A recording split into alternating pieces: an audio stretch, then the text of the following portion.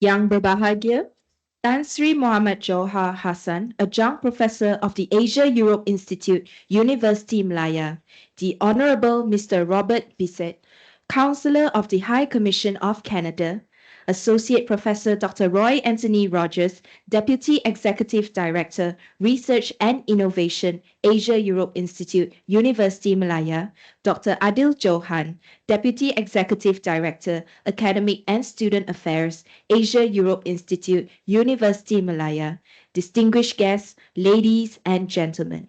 Selamat datang and a very warm welcome to our public forum today entitled The Myanmar Crisis, What Next for Malaysia as ASEAN Chair 2025.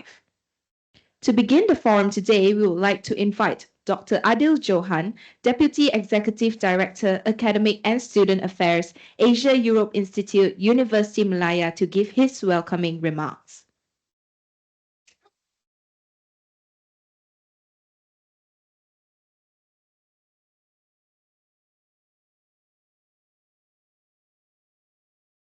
Assalamualaikum, salam sejahtera, and good afternoon, everyone.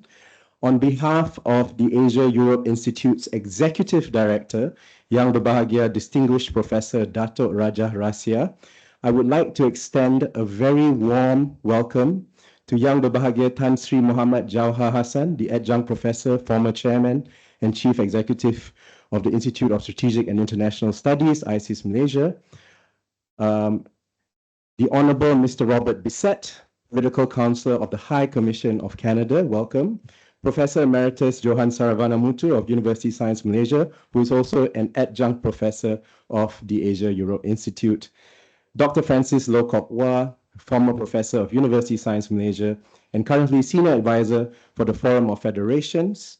Ms. Mo Tuzar, senior fellow of IC's Yusof Ishak Institute, who will be joining us online. Ms. Lillian Fan, of course, Joint Head of Secretariat, Malaysian Advisory Group on Myanmar. Associate Professor Dr. Roy Anthony Rogers, the Deputy Executive Director of Research and Innovation at the Asia-Europe Institute. Honorary and adjunct professors and fellows of the Asia-Europe Institute. Distinguished ambassadors, fellow scholars, students, and valued guests who are here today. Welcome.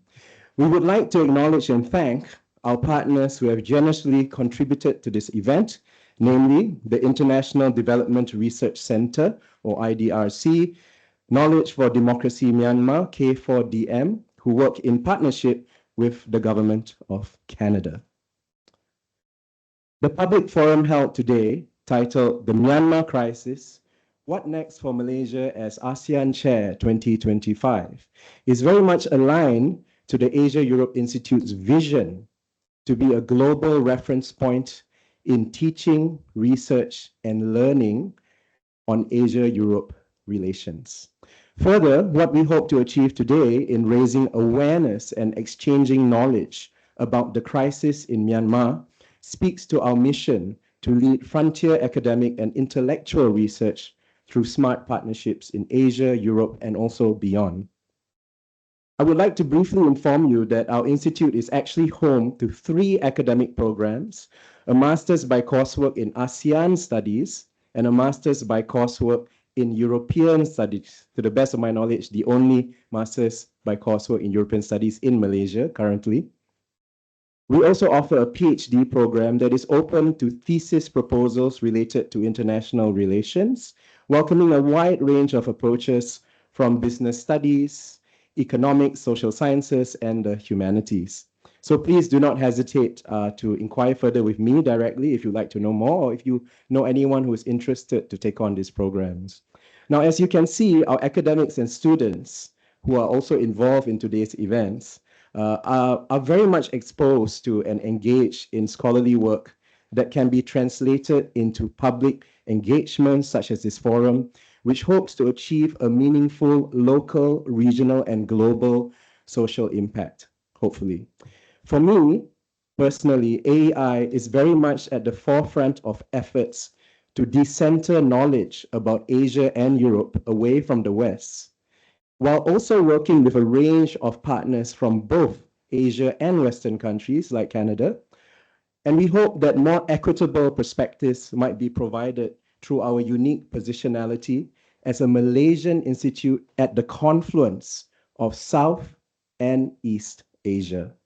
And we hope to continue such efforts with your continued participation in our events and hopefully potential collaborations as well. With that said, on behalf of our Executive Director, we wish you all a very fruitful and stimulating forum today. Thank you very much.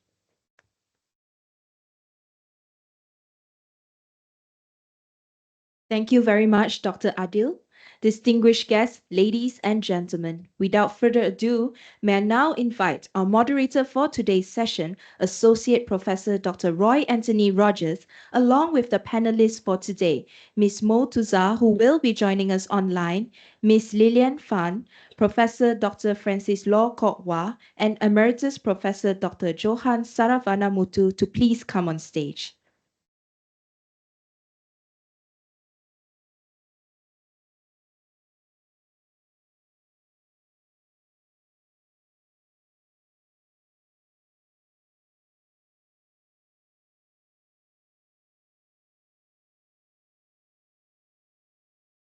I will now pass the mic to Dr. Roy to moderate the session. Thank you.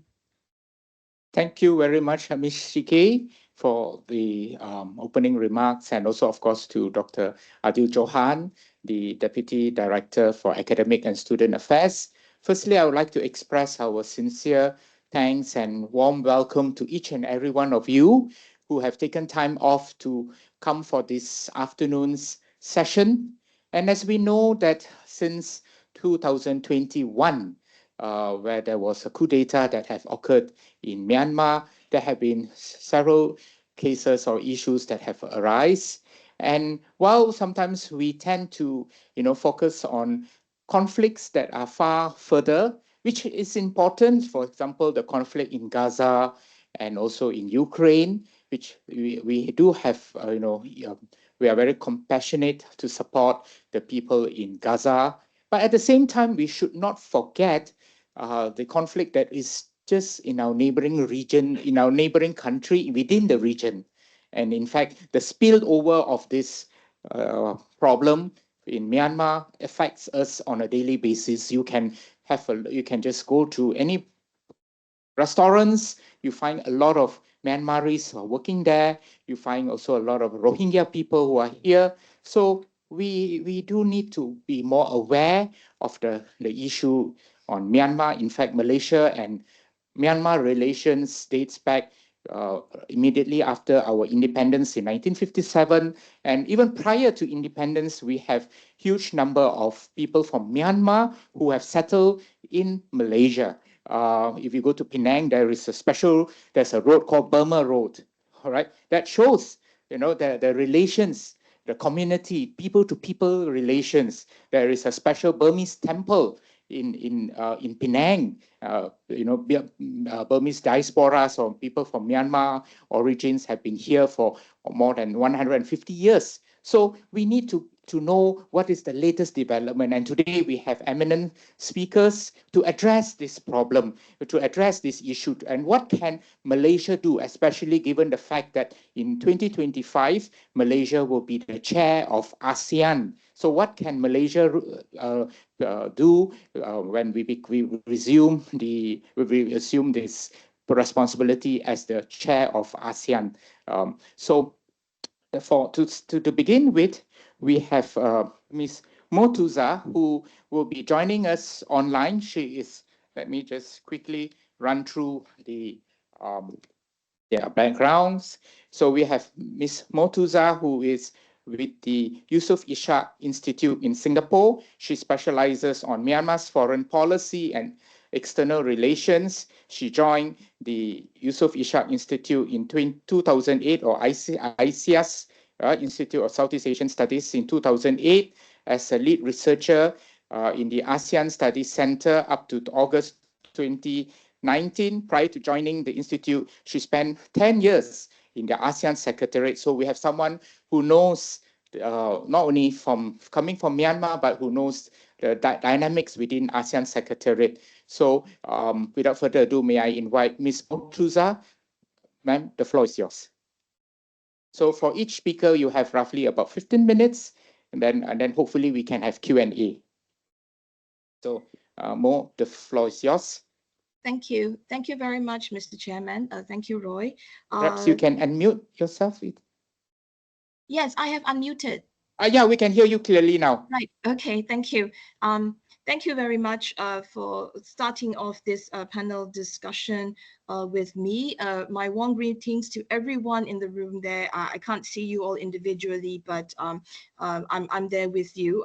Circumstances have prevented me from being there with you in person, but nevertheless, I feel very honored to be part of this discussion that really seeks to look at what is it that Malaysia's upcoming ASEAN chairmanship may entail with regard to ASEAN's Myanmar response.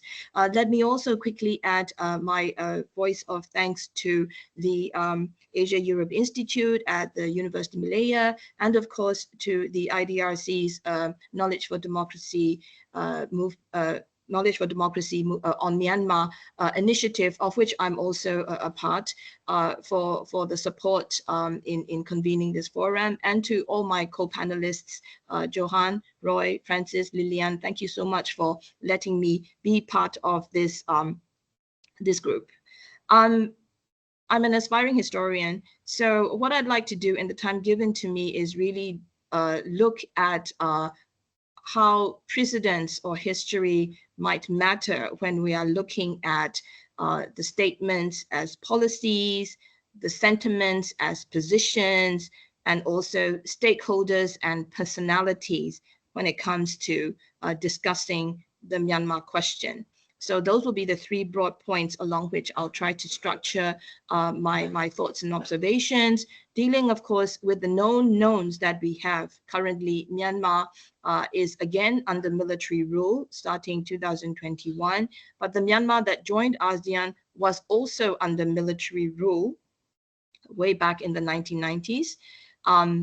And so ASEAN's, I think, interactions with Myanmar have mainly been with a state that has been under military rule of some form or another, with just a brief decade of democratic transition and opening somewhere in the middle. I'd like to start off by really setting the context, if you will, or an overview of what I mean by statements as policies. And this is also because usually in ASEAN, we do tend to look at precedents, what has been done before, what practices worked, what are the lessons.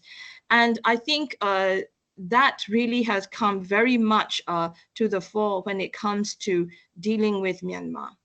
Now, if you will, I'd just like to set that a brief context about statements and policies, and I apologize if I'm going to go over time. I hope I won't.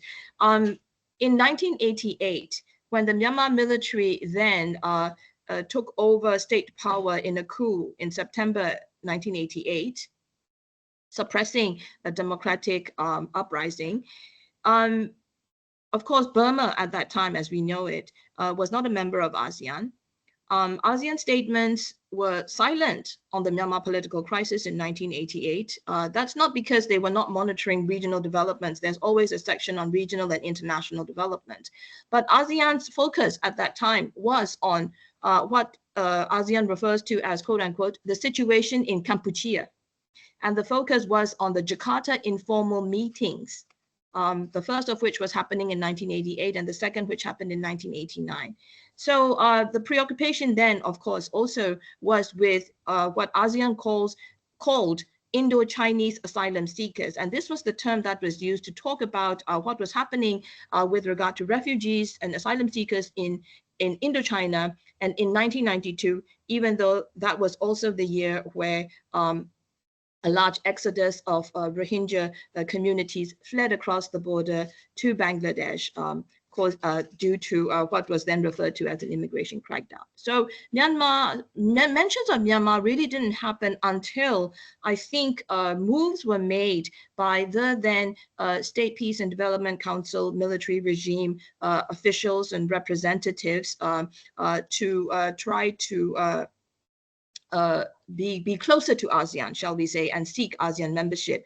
So the first mention in the 1990s was really when Myanmar announced its decision to accede to the Treaty of Amity and Cooperation, which is, of course, as we know, the foundational document for any country in Southeast Asia that wishes to join ASEAN, and for dialogue partners who wish to be associated with the grouping.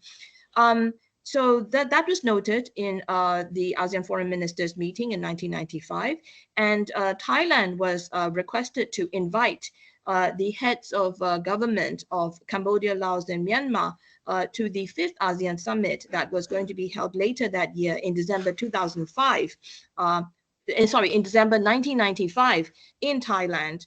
So that was also the first time that ASEAN could say they managed to bring the Southeast Asian leaders together, albeit not all under the ASEAN framework. And then in 1996 and 1997, of course, mentions of Myanmar were related to membership. It was under Malaysia's watch as ASEAN chair in 1997 that ASEAN admitted Laos and Myanmar as ASEAN members. Cambodia's membership was delayed. And just as an interesting factoid aside, the marker for Cambodia's eventual entry into ASEAN as a member really was predicated on democratic elections being held as a step for transition to democracy in that country after the political crisis. So we had then Myanmar becoming an ASEAN member, but discussions on Myanmar did not become a regular item on the ASEAN foreign ministers' agenda until 2003. And that was when what is usually referred to as the Dipayen incident happened in Myanmar.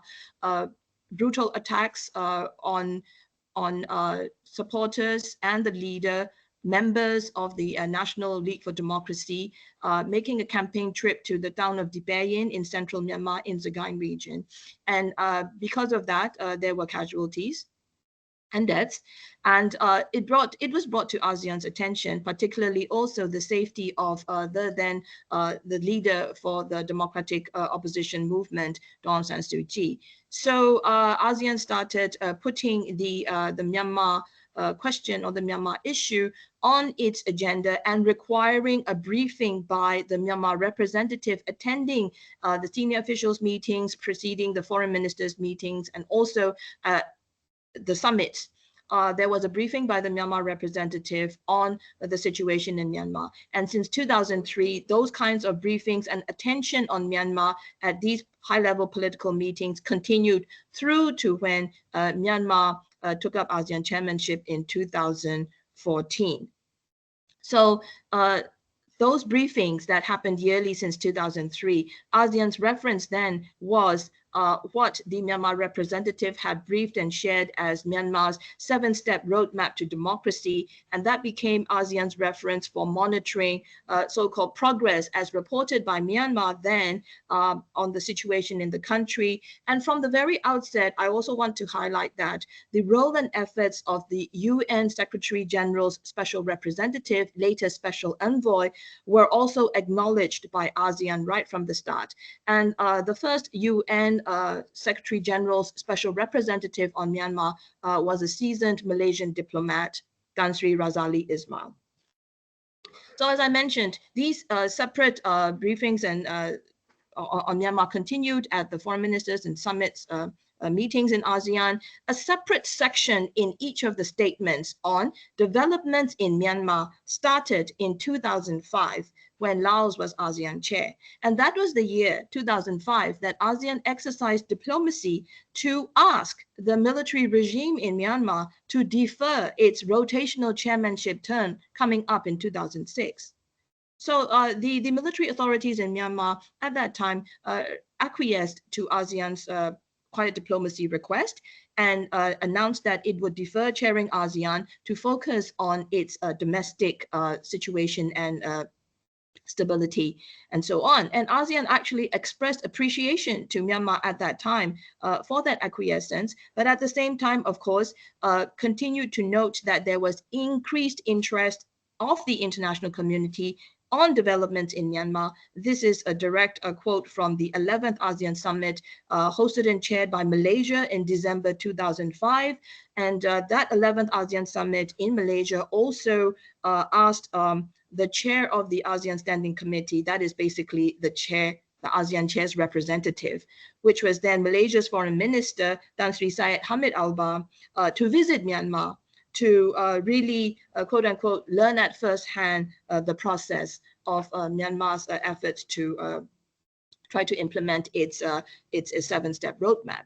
So that was the situation. Then, of course, I think we are mostly aware of what happened in 2007 in Myanmar, the Saffron Revolution. Singapore was then ASEAN chair, and the crackdown on unarmed civilian protesters in this Saffron Revolution moment was really the topic of an ASEAN chair statement that expressed ASEAN being appalled at the brutal crackdown and also expressing revulsion. That was up to then the strongest language used on Myanmar. At the same time, ASEAN also supported the UN Secretary General's Special Envoy's mission to Myanmar, requesting that a visa be issued to him at the Myanmar embassy in Singapore here. And at the 13th ASEAN Summit in November 2007, under Singapore's chairmanship, I think ASEAN wanted to have a briefing by the UN SecGen's Special Envoy after his mission to Myanmar, but Myanmar objected, and ASEAN had to live by that objection. But that, of course, did not stop different ASEAN leaders having separate bilateral briefing sessions with the UN SecGen's Special Envoy. And I think we all know what happened in 2008, Cyclone Nargis devastated the delta of Myanmar and almost created a large humanitarian crisis. It was on the brink of a humanitarian crisis, which occasioned ASEAN's intervention. And then the ASEAN-led tripartite process between the United Nations, ASEAN, and the then government of Myanmar showed new ways of working together and brought various actors from the international humanitarian community into Myanmar without let or hindrance in the name of staving off the humanitarian disaster. Lillian will be talking more about this. So let me just mention that from then on, the mentions or references to Myanmar in ASEAN statements now appeared in different sections of these documents under disaster management, for example, if it were related to the Cyclone Nargis response. But also there continued to be sections on developments in Myanmar to continue monitoring the political side of matters. Then in 2009 and 2010, aware that the State Peace and Development Council military regime was preparing for an election in 2010 as part of its roadmap to have a guided transition to democracy, ASEAN chairs Thailand in 2009, Vietnam in 2010, included in the ASEAN statements calls for the 2010 Myanmar election to be free, fair, inclusive, and transparent. And of course, I think we are all familiar with what happened after the transition of power with the 2010 election, which also, I think, signaled the intent of the transition. Aung San Suu Kyi's house arrest term was lifted practically permanently, and the military-backed Union Solidarity Development Party, a government that took office in 2011, started instituting rather unexpected political, administrative, economic reforms that eventually saw the re-entry of the National League for Democracy as the legal opposition in Myanmar's parliament. And ASEAN also started to, maybe if I could borrow a term from US foreign policy used at that time, match action for action, recognizing these quote unquote positive developments in Myanmar, and also considering positively Myanmar's bid to resume its turn as ASEAN chair. And this all happened in 2011 under Indonesia's turn as ASEAN chair that year. A representative of the ASEAN chair, the Indonesian foreign minister, Dr. Marty Natalegawa, visited Myanmar to monitor and assess the situation, and granted, ASEAN granted Myanmar the 2014 chairmanship turn. Myanmar would have taken up the chairmanship in 2016 according to the rotation, but they did a swap with Laos. Laos was slated to do the 2014 ASEAN chair. So you can see also some of these dynamic interactions that were happening among different ASEAN members. And so Myanmar chaired ASEAN in 2014. And I think starting from 2012 onwards, when the historic by-elections were welcomed in the ASEAN statement at that time under Cambodia's chairmanship as a significant step towards further democratization in Myanmar, there were no specific mentions anymore of Myanmar's political situation. However, we should also remember in June 2012 that the Rakhine Rohingya communal violence erupted. And that occasioned an ASEAN foreign minister's statement in August 2012 on quote unquote developments in Rakhine state.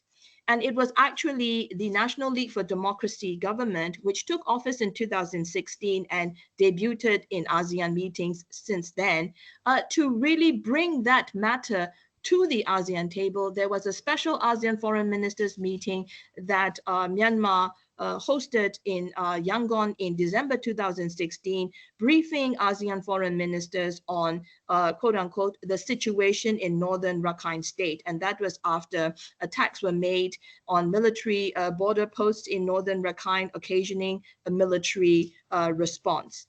And then in 2017, we saw what happened, which continues to today, the very disproportionate military response to again, attacks on border posts and areas and towns, villages in northern Rakhine state occasioned the largest exodus to date of Rohingya communities across the border to Bangladesh. And in September 2017, the ASEAN chair issued a statement on the humanitarian situation in Rakhine state, condemning the attacks and all acts of violence that were committed on the 25th of August 2017. That's the date of the military crackdown occasioning the exodus. And so over 2018 through to 2020, even during the pandemic, there was continued monitoring and briefing of the situation in Rakhine state at the foreign ministers meetings and the summits. And we also saw an increasing role given to the ASEAN Secretary General and the AHA Center, the ASEAN Coordinating Center on Humanitarian Assistance and Disaster Management with regard to the response. And then what happened in 2021, I guess we're all up to date on that. I have just noted, going through all the statement literature, there have been 12 separate statements on Myanmar since 2021. And that's not including the paragraphs and mentions in the ASEAN Foreign Ministers Joint Communiques or the summit chairman's documents. If we include those, statements on Myanmar would come close to 20. So there were 3 separate statements issued in 2021 under Brunei's watch as ASEAN chair, 4 issued in 2022 under Cambodia's turn as ASEAN chair, including the first review of the 5-point consensus on Myanmar, 4 under Indonesia's watch as ASEAN chair, including a second review of the 5-point consensus implementation, and 1 so far issued this year in 2024 under Laos's chairmanship, where we have also seen the revival of the ASEAN Troika involving past, present, and incoming chairs of ASEAN in informal tripartite consultations, and an interest also to include other countries in ASEAN which may not be imminently in the chairmanship rotation line. At this point, I'd just like to quickly show 7 slides on the points about sentiments and positions, sentiments that can be construed as positions. And these are findings from the State of Southeast Asia surveys, which the ICS conducts annually. The ASEAN Studies Center conducts these studies annually. So in 2021, we asked questions for the 2022 survey, and these are the findings. You can find the full details of the findings at the link that I provided. Basically, what we saw is ASEAN views being equally split, or sentiments, I would say, being equally split on either approving, disapproving, or wanting to stay neutral on the ASEAN's response to the Myanmar crisis. And this was, of course, in relation to the 5-point consensus issued in April 2021, and the decision made by the foreign ministers just prior to the ASEAN summits in Brunei, hosted via Zoom in November 2021, to limit Myanmar's attendance at such summits to a non-political representative only, which was an unprecedented development and decision in ASEAN.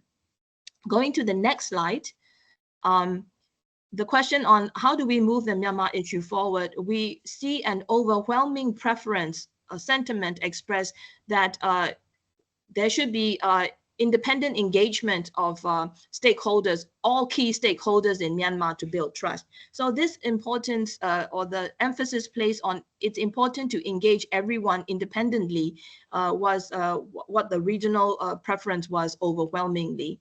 And the second preference was a sentiment to have a coordinated response with the international partners. There wasn't much appetite for harder measures, and much less appetite for not interfering. The next slide, please. In 2023, we continue to see these kinds of sentiments continue, although we also noted that the countries that would be either taking up the chair or had just performed chairmanship duties tended to show more neutral sentiments. But there were also now views much more expressed clearly about why the 5-point consensus might not work. And there again, I think country level views differed. For example, respondents in Singapore viewed the SAC's intransigence, the State Administration Council military regime's intransigence, as the main obstacle to the 5-point consensus's implementation, whereas the Myanmar respondents viewed the 5-point consensus as having design flaws. The next slide will show just a summary of how sentiments changed between 2022 to 2023 with regard to engaging everyone in independent dialogue. That appetite remains stronger. The appetite for coordinating international responses seemed to have dropped from 2022 to 2023, and sentiments to utilize harder methods remained more or less the same, but there seemed to be more sentiments wanting to expel Myanmar, and also a rise in sentiments not wanting to intervene. Moving on to the next slide, which brings us to this year's survey findings. I think we do still see this sort of one-third split, and the continuing view that the 5-point consensus's effective implementation is really being hindered mainly by the SAC's intransigence. I'll stop sharing the slides here and move to my final observations to wrap up, with apologies for going over time. My apologies, Roy. My observations really, I'll stop the slides here about moving the issue forward, because I think we can discuss more details in that. So I'd just like to wrap up with these observations about stakeholders and personalities. As we have seen from what I've shared in the context, in the past, the Myanmar state, under a military regime, nonetheless, the Myanmar state was ASEAN's main interlocutor. And this is due to ASEAN's interstate, intergovernmental nature of cooperation. But what we've seen since 2021 in the ASEAN responses is the nature of the sentiment towards engagement or engaging with Myanmar has also changed. I think talking to everyone has now taken on quite a different meaning. And there is also increasing awareness in ASEAN, as we have seen from the survey findings, that the Myanmar state may now not be fully represented just by the military regime. So, you know, the role, the input and the sentiments, the personalities and positions of different stakeholders. So what ASEAN has engaged in the past as the Myanmar state may now not be fully representative of all the various stakeholders and their aspirations, or the moves for a peace process or national reconciliation towards stability in Myanmar. There is growing awareness in ASEAN about that. And I think there is also awareness, I think, about strong personalities, or maybe I should just add that caveat that when we attempt to engage with the different stakeholders in Myanmar across the whole spectrum of the political divide, there are strong personalities. Some of these strong personalities are motivated mainly by self-interest rather than national interest or wanting to align with regional interests and priorities. We do see the assertion of legitimacy claims, which makes ASEAN's navigation much more challenging across the different, I think, the political sentiments and divides. And here, of course, I think we also need to be aware that the State Administration Council military regime in Myanmar, due to the institutional knowledge and capacity built up over the decades in the Myanmar government machinery, they are more aware and able to manipulate the ASEAN space than other stakeholders. Even in terms of, I think, awareness of ASEAN mechanisms, whether or not the different interpretations of compliance come into this matter or not. I'll stop here with apologies for going over time. And I hope this context also serves as a precedent to future positions and approaches that may be formulated in the years coming ahead. Thank you. Thank you. Thank you very much, Mo, for the overview of the situation. Yes, although you may have taken a bit of time, but I think it's worthwhile because you have, as I said, you have given an overview of the situation, something which, you know, sometimes we take one whole semester to explain to our student, and you just took 15 minutes or a little bit more. Congratulations to you, Mo. I think that is a wonderful job. All right, and you have given us, you know, the elaboration about the situation in 1988, and then when Myanmar joined the ASEAN, and how the various summits or when chairmanship of various members of ASEAN and the policies approach that had taken, and how this current military regime, with the perhaps different from the previous military regime, how the approach. So thank you very much, Mo, for giving this, you know, the foundation for today's discussion. And now we move on to our second speaker. Our second speaker is Ms. Lilian Phan. Ms. Lilian is the director and co-founder of the Guitanyo of Foundation, a humanitarian organization based in Kuala Lumpur, Malaysia, and also the joint head of Secretariat for All-Party Parliamentary Group Malaysia on Refugee Policy. She's also joint head secretariat to Malaysian Advisory Group on Myanmar, chaired by the former Malaysian Foreign Minister Tan Sri Dr. Syed Hamid Albar, steering committee member of Southeast Asia Women Peace Mediators, established by the Indonesian Foreign Ministry by Her Excellency Retno Masudi, and member of the Myanmar Expert Study Group at the Asia-Europe Institute, Universiti Malaya. By the way, we are planning also to have a workshop, the Myanmar Expert Study Group, a workshop scheduled in the end of November, which is a closed-door event, but just to highlight about this are part of our plans. So without further ado, may I invite Ms. Lilian Phan? Yeah.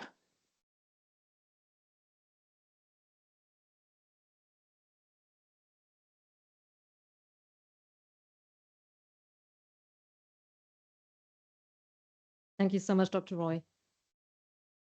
Good afternoon, everybody. Excellencies, ladies and gentlemen, distinguished guests.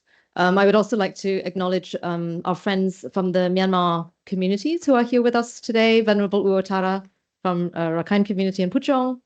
We have a lot of friends, I see Kachin friends and many other friends from the Myanmar communities, our Rohingya brothers as well.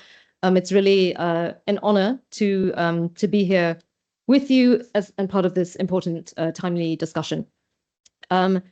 My presentation today is going to cover some of the humanitarian aspects. 15 minutes is not a long time, so I will try to cover as much as I can.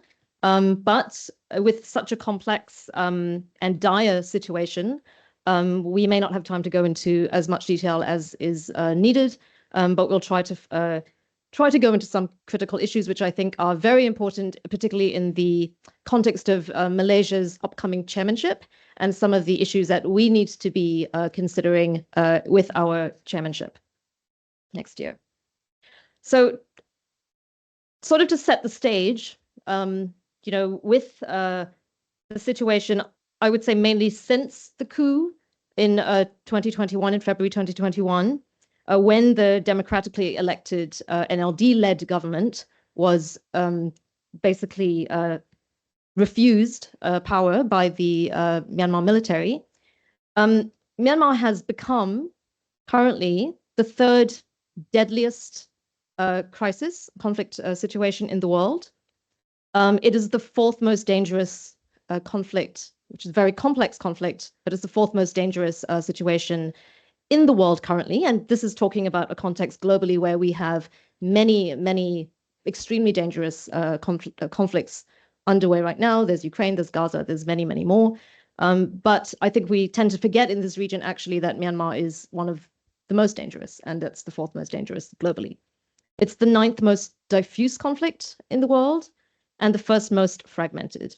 This map is just one map of a small part of Myanmar, which is Rakhine State, and that is just showing you some hotspots of where you've had different types of violence, including the yellow is violence against civilians, the dark blue are the battles that have taken place, and the orange are explosions that have taken place, mainly airstrikes by the military. A snapshot of the humanitarian situation in numbers. We currently have, this is UNICEF figures, and there are many UN figures that I'll be putting up here, but the UNICEF figures show that there are 6 million children currently in need of humanitarian assistance throughout the country. 18 million, over 18 million people in need of humanitarian assistance throughout Myanmar. And the UNHCR figures from July show that up to 66,000 people have fled to neighboring countries. The number is actually higher, but these are the documented figures. So I think that we know not only the neighboring countries, but even countries like Malaysia. We are not a neighbor per se in terms of a border. We are in the neighborhood, but we're not a bordering country. Even here, we have received many, many asylum seekers and refugees from Myanmar. And I think some of our community-led organizations have been trying to track that. And in fact, the numbers that they have go beyond 100,000 new arrivals just since February 2021. Some of these ongoing issues, the civilian airstrikes, and I think I'm going to talk a little bit about this situation because the humanitarian situation is not only the basic needs that people have, it's also protection. And that's really important. It's important to understand what protection needs are. And humanitarian protection basically means the lack of ability to protect civilians. And this is one of the most devastating parts of what we see in Myanmar today is the violence against civilians. And that is a humanitarian issue, and it's one of the most urgent ones.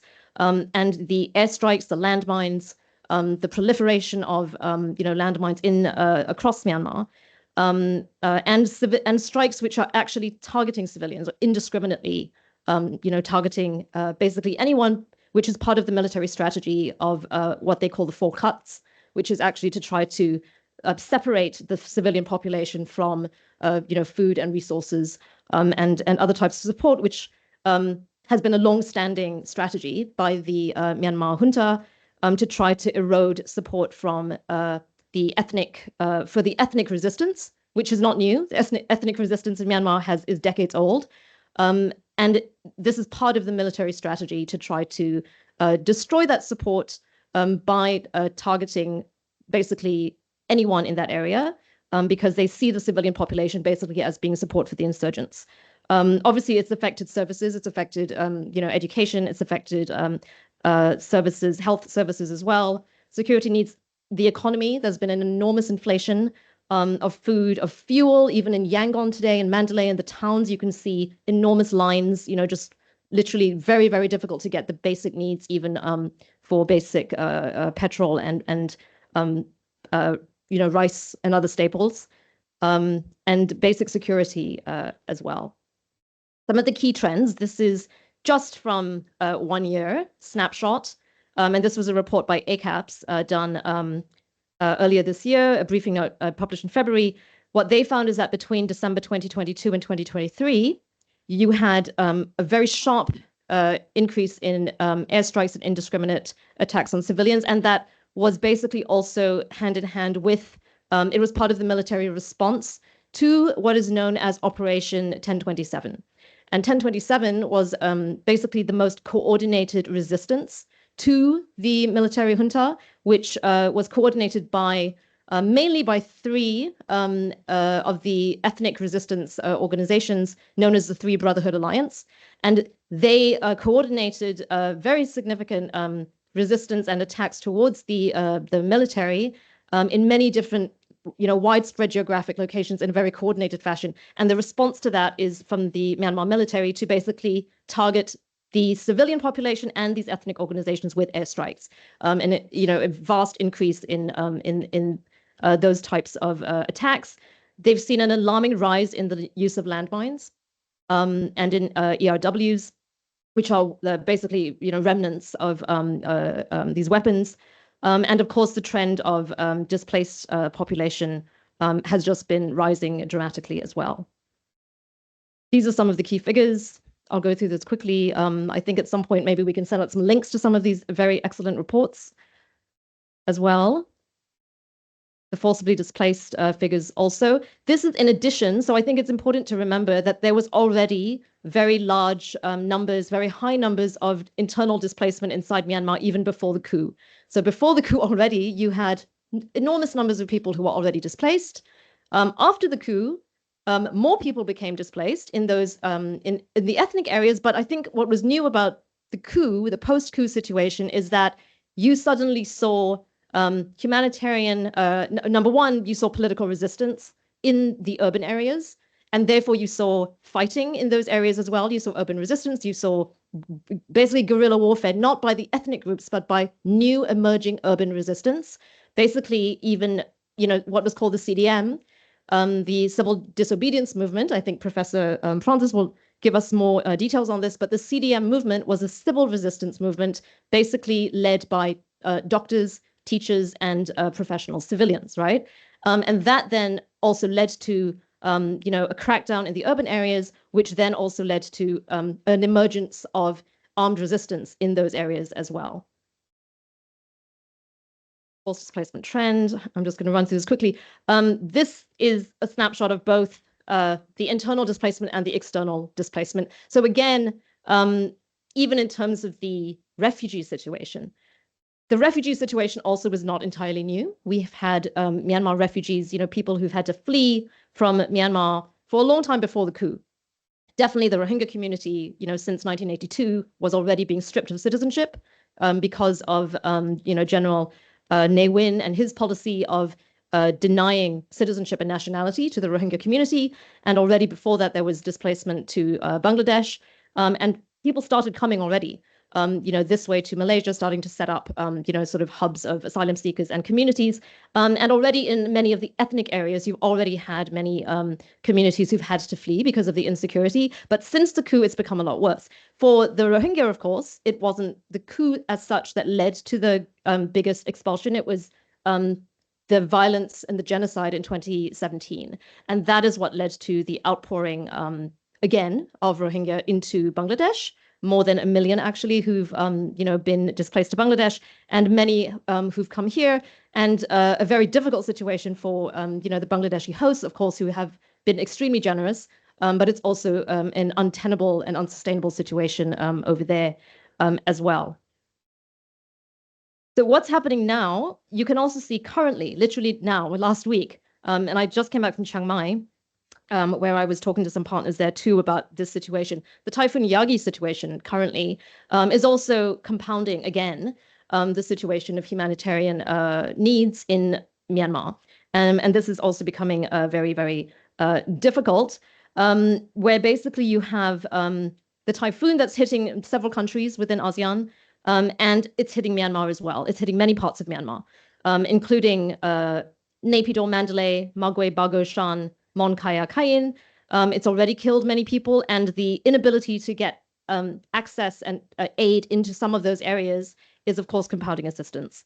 Now, let's go to the 5-point consensus and ASEAN. Okay, so part of the 5-point consensus includes a point on humanitarian assistance. As Mo Tuza had mentioned earlier, the provision of aid through the AHA Center, this was something that ASEAN has reached out to and sort of,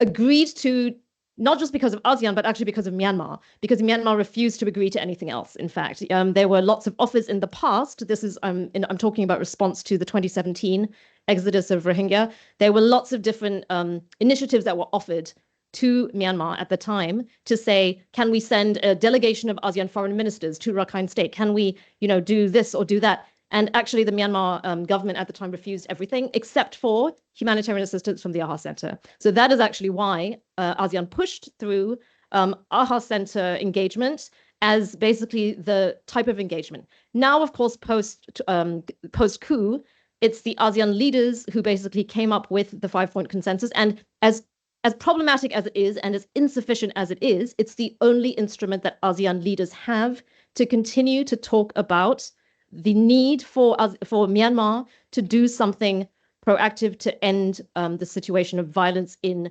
Myanmar. Otherwise, Myanmar will refuse to talk to the rest of the ASEAN countries. So I think that, we need to be critical of it. Absolutely. We need to push, we need to push the governments and the chairs to go further on it. But it's also very important to recognize why this is still an important instrument and try to think creatively, actually, and critically about how we could push it further.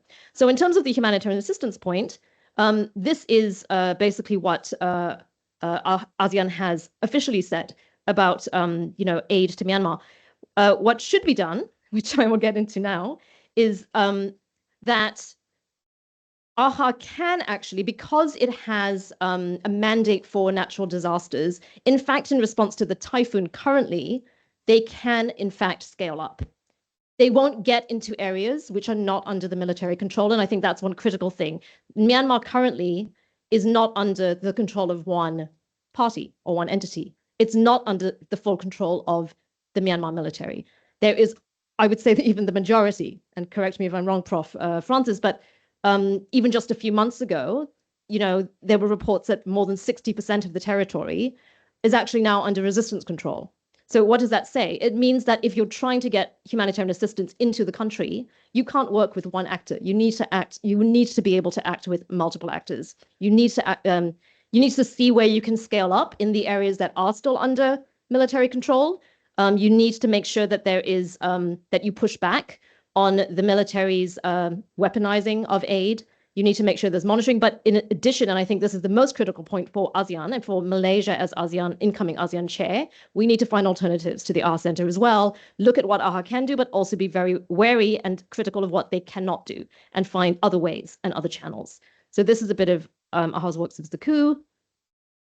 They've actually, been doing quite a number of things already in terms of Typhoon Yagi. But the type of engagements which are needed now urgently are the type of engagements which and partnerships with which AHA Center just simply doesn't have the capacity to do or the mandate to do. And part of that is cross-border. So the cross-border aid is absolutely critical. So, working with countries like Bangladesh, working with countries obviously like Thailand, and, the other India and other countries on the border. But how do we do that? How do we do this?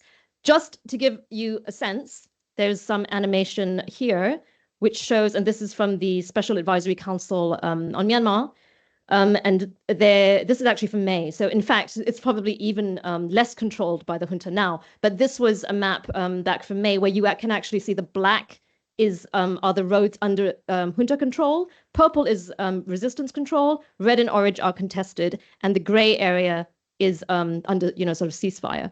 And that's overlaid now with basically the floods. So if you can see those red areas, that's currently where the flooding is. A lot of it is under resistance areas. If you just work with the military, you'll never get aid into those areas. So, what are the creative ways then that can be thought about to get aid into these areas? The borderlands, if you just look at this, you hardly see any black. It's the black which is under junta control, even less now, I think. This is an old map. The red is where actually the resistance controls the borders. So if we're talking about cross-border resistance, it's absolutely essential to work with the resistance as well. So the need for the cross-border. I think we need to be able to look at, some of the barriers. The barriers have been obviously the SAC not wanting to facilitate it, but also not having control, not having any of that territorial control. But also neighboring countries have been quite hesitant. That changed a little bit this year when Thailand actually, with Laos's chair now, the current chair, Thailand, Laos have actually quietly started to do they tried a humanitarian corridor, and they basically tried to send some aid over the border, doing a cross-border initiative back in March. And it didn't go perfectly, but it was something, and it was an attempt. And I think what's important is that it showed that even, Thailand, Laos, and the countries in the ASEAN region are realizing it's not sufficient to send aid only through the junta. It's important to find other alternatives. And even now, there's an even more creative initiative that has started, which is in fact through a center at Chiang Mai University, which has been established very recently, which is the Center for Sustainable Humanitarian Action with Displaced Ethnic Communities, SHADE. And SHADE is actually helping to do this facilitation now of humanitarian action and initiatives, as well as trying to bridge that gap in the multi-stakeholder collaboration and communication. And that is an initiative which, the Thai government feels very comfortable with. It's something which is multi-stakeholder, so there are some creative initiatives that are emerging. There's already some discussions that are starting.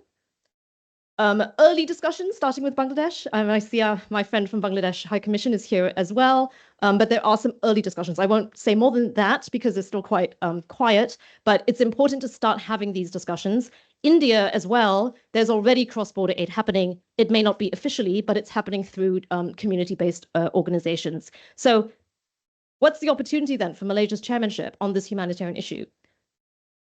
Number one is actually under point one, which is, point one of the 5-point consensus is an immediate end to violence in the country. Although it's not possible to, demand an immediate end, and I think it's unrealistic to try to expect that will happen, it's still important for Malaysia to push for a reduction in the worst forms of harm to civilians. And that is a humanitarian action as well. It's a humanitarian demand for protection of civilians. That is the first thing. And that would include demanding and trying to negotiate for an end of the use of, the types of weapons and military tactics that are targeting civilians. That's the first part on protection. The second thing, which is on delivery of humanitarian aid, should really be about looking at different types of alternatives. So how do you get aid to people under different types of control, different kinds of areas? How do you be creative about this? How can Malaysia actually use the lessons that are emerging out of our own very recent and quite successful initiatives in Gaza?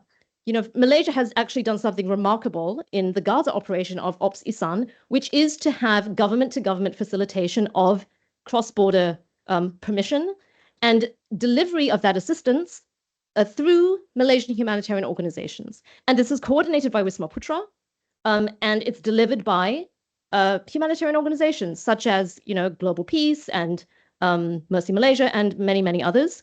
And that's actually very unique. It's a very novel approach, but it's something which I think has a lot of lessons for what could be done in Myanmar. In Myanmar, of course, it's not just one border. There are many neighboring countries. We need to be sitting down with Thailand, with Bangladesh, with India, with Laos, and with China. China has a border as well. And really talking to them officially about a coordinated approach to cross-border aid. What are those options? And really talking to the organizations on the ground who can do the delivery of that aid. And those are the ethnic organizations. So there is a way, and I think if Malaysia is willing to do that, that has to be the complementary path that can go hand in hand with anything that we do under the AHA Center initiative as well. The AHA Center is still important to support, but it's important to recognize what the limitations are. They will have some access to some junta-controlled areas, but even then, we need to understand very clearly what those limitations are, because if we're really going to be, serious about trying to deliver humanitarian assistance in the most principled way, and one that's in alignment with humanitarian principles, then it's really the responsibility is upon us to make sure we look at this critically and not politically. Thank you.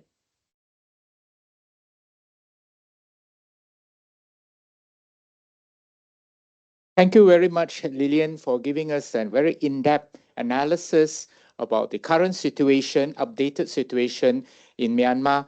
Perhaps one of the problems that may arise, apart from the problem of refugees, is also the problem of narcotics drugs, proliferation of drugs, illicit drugs from Myanmar, especially a destabilized Myanmar can contribute to the increase of narcotic, as we know the history of the Golden Triangle once upon a time, and it's still a problem today, although one may argue that the major production area for heroin today is in Afghanistan.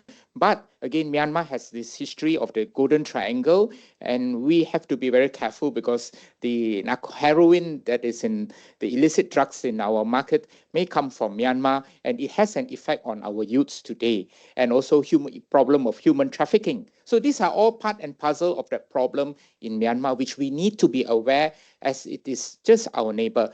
And that's how we have the next speaker, that is Professor Francis Loh Kok Wah, who was a professor of politics in Universiti Science Malaysia, Penang, until his retirement in 2012. And he has been a visiting scholar to several prestigious universities such as Melbourne University, Kyoto University, and also the School of Oriental and African Studies in London, and received several external grants, international grants, such as the Swedish International Development Agency, Ford Foundation, the Nippon Foundation, and he was also the president of ALERAN from 2011 to 2016, the secretary, and also has served as a secretary for 20 years, and also associate with the Forum of Federation since 2005. So, Prof. Francis, the floor is yours.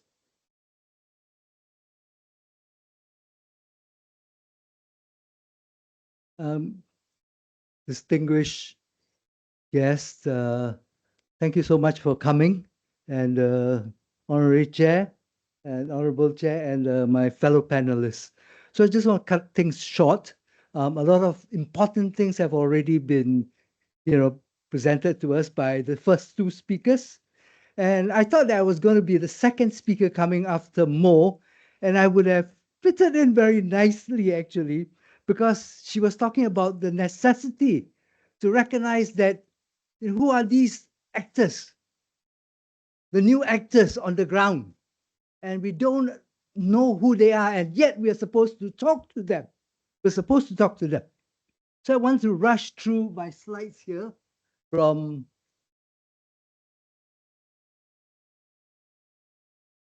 and I'll start here.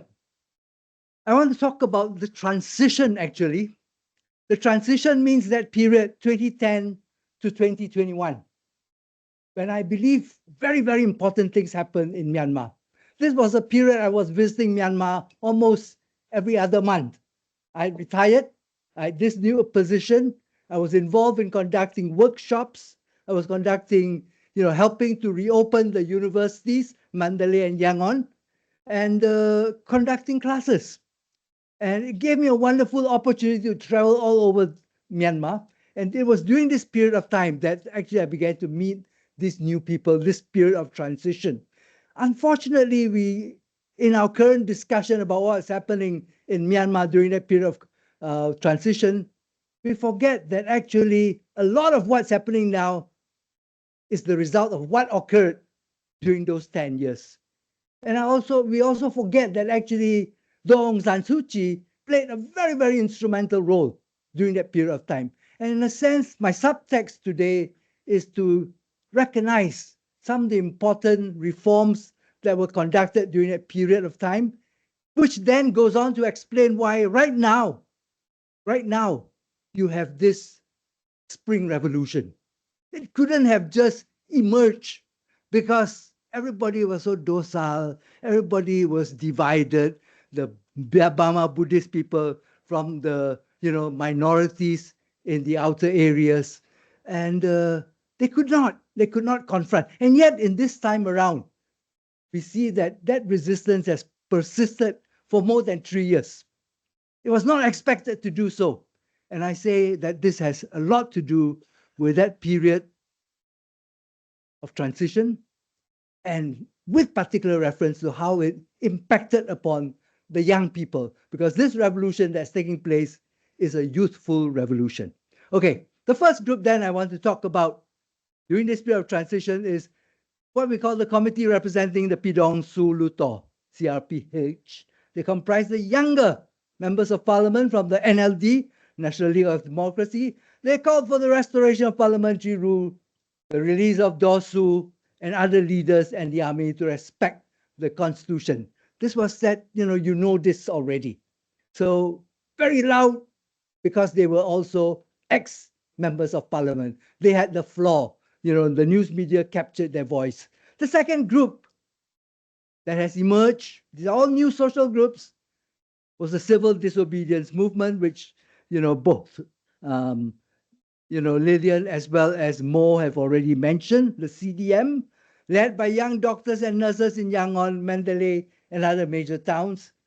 They stopped work. Some people think that they stopped work in public hospitals and clinics and volunteered their services in private NGOs and charitable health centers instead. I actually mentioned earlier on to my friend that they stopped work, and my doctor friend corrected me, said, we didn't stop working. We actually began to serve elsewhere. We went to serve in, they volunteered in private NGO charitable health centers instead. So they did stop work, so to speak. The CDM then spread to include teachers, civil servants, transport, and port workers. The teachers alone, apparently about 350,000 people stopped going to school. In the end, they sacked about 250,000 of them, teachers. And this continues up till today. Can you imagine all your MU teachers all going on strike and you don't have any more classes? That's what it amounted to. CDM led also a boycott of companies owned by the military and its cronies. The third group is what we call the General Strike Committee, involving trade unions, students, NGO activities. They organized the mass strikes, mass demonstrations. Most of these people, again, were the younger people. They were not involved in the political parties. They had not been particularly active during the elections. Most were not full-time public or private sector employees either. They were ordinary people who considered nuts and bolts of society, nuts and bolts of the protests. So the GSC. Alongside this group was the GSC nationalities, which mobilized the youth from the ethnic minorities. Usually they don't work in tandem. They don't work together on the same issues. Very separate. But this time around, they decided we'll work alongside one another, but in separate organizations. So they mobilized the ethnic minorities, workers, students, NGOs, activists to participate in strikes and protests. Significantly, the GSC nationalities, all the minority groups, they demanded that the struggle should move towards a new federal democratic union. Number two, collective decision in decision making, not made by the CRP, the members of parliament. No. All of us have to get involved now. They wanted equality and justice if we are going to fight the military together. Mutual respect of each other's ethnic, religion, background, and self-determination, the right to self-determination. Put another way, the GSCN called for the recognition of Burma as a multi-ethnic, multi-religious society, that all ethnic nationalities have the right to self-determination, and that the new federalism allow for devolution of powers and decentralization in decision-making. Reportedly, I cannot confirm that, this is all my hearsay, it was the GSC nationalities that persuaded the CRPH, comprising the members of parliament who were recently elected, the CDMers, the young people who boycotted everything, the nurses, doctors, and the GSC to actually abolish the 2008 constitution. So now part of the struggle involves, we want a new constitution. Go to hell with the old constitution. We don't want it anymore. The National Unity Government was then formed, was launched by CRPH unilaterally by the CRPH on 19th April. The main leaders of the NUG were announced. They comprised elected NLD leaders, and most were Burma Buddhists. A few days thereafter, the NUG released the draft of their own Federal Democratic Charter, touted as an interim constitution. Of course, the other groups say, wait a minute. You need consultation in this process of rewriting a new constitution. Shortly thereafter, the National Unity Consultative Council was therefore formed. The myriad NGOs, student trade unions involved in the GSE and the GSE and nationalities demanded representation in the NUCC. For a lot of people, actually, the NUG is a very important front organization to go and do negotiations internationally, perhaps get representation in the United Nations. But actually, the decision making, the power center is supposed to be now the NUCC. Everybody, this is our point of reference. Everybody is represented here. And in additionally, the state region-based political leaders who had been elected into their respective state regional LUTOR, state parliaments, in the last elections, but they had no representation anywhere. They were also elected, whereas the CRPH were only members of parliament elected to Naypyidaw, but not, the people who were elected to, all these Tongji and, Kalenio or, all these other places. No, they had no right now. Now, in the NUCC, they would find representation. Most importantly, in the NUCC was the ethnic armed organizations. They demanded representation in NUCC. They'd been engaged in armed struggle, as Lillian reminded us, against the military for some of them since the struggle for independence in 1940s. For them, this struggle for freedom and justice against the military legitimized their claim to be represented, like those who had been elected into the union or state regional LUTORs. Yes, your legitimacy, CRPH, is based on the fact that you were elected. But our legitimacy is based on the fact that we have been struggling for 50-odd years. It must count for something. This is what they're saying. The NUCC's main task now, therefore, is to take up the Federal Democracy Charter prepared by the NUG initially, unilaterally, to draft a new constitution. To this end, it would consult all these other wider society. NUCC is a very important instrument. So in a sense, if we're going to ask ASEAN under PM10, to meet with, the Myanmar people, open a dialogue with the non-state actors, it has to be NUG, but perhaps also the NUCC. Their leaders overlap, but they are, among themselves, they distinguish one from the other. Another group are the new local administrative system, or the order that has emerged on the ground in the process of the revolution, in fighting the military. Another new group has emerged. Previously, local government was part of the General Administrative Department, the GAD, which is the mainstay of the Ministry of Home Affairs, controlled by the army under the old constitution. And so it was through that mechanism they reached down to, the tentacles reached down townships and village tracts. But in the new de facto, rather than de jure local government administration, they have emerged so-called PAPA, or the public administrative bodies. They have been formed in all states and regions, whether in the ethnic armed areas or in those areas, where they have the defense forces, People's Defense Forces. And so there's this new administrative network. So in a sense, if you're talking about how do you ask yourself, how do Burmese people survive? The economy is not working, FDIs are not coming, nobody is investing. How do they survive? They survive very well at the local government level, on their own. They have created this new instrument. It delivers services. It encourages self-help. They even have a rudimentary judicial system here. They have security. They solve land disputes among themselves. And actually, family squabbles and all that, you take it to the PAB. So this is beginning to happen. I will come back to this mention of local government, which is extremely important for some. This was the most important reform in the transition period. Okay, so I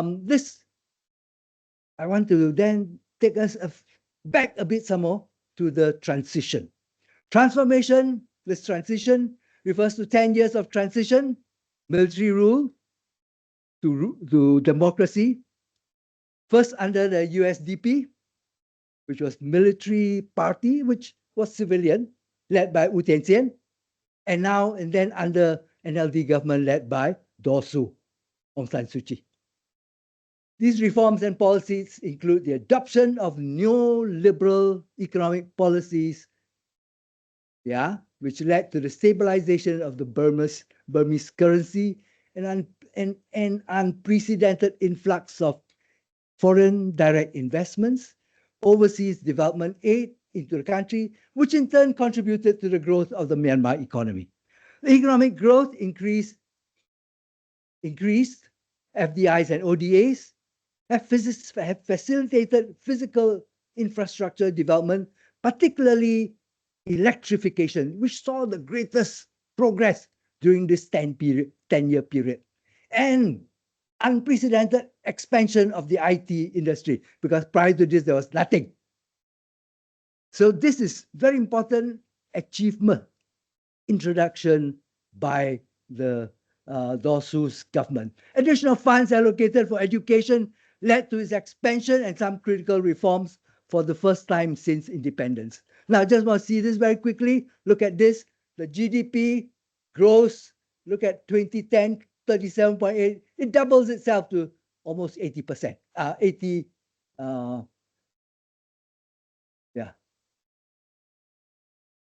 Okay, so and then the GDP per capita also doubles itself. FDI increases as a percentage of GDP during this period. Capital inflows during this period, FDIs, foreign direct investments came in mainly in the extractive industry, but also to set up, textile factories around Yangon, Laintea, outside Mandalay. A lot of these, they began to have bottled drinks like us in Malaysia. Previously, they drank fresh water, but now they have to drink bottled drinks like us. So all these things happened during this period of time.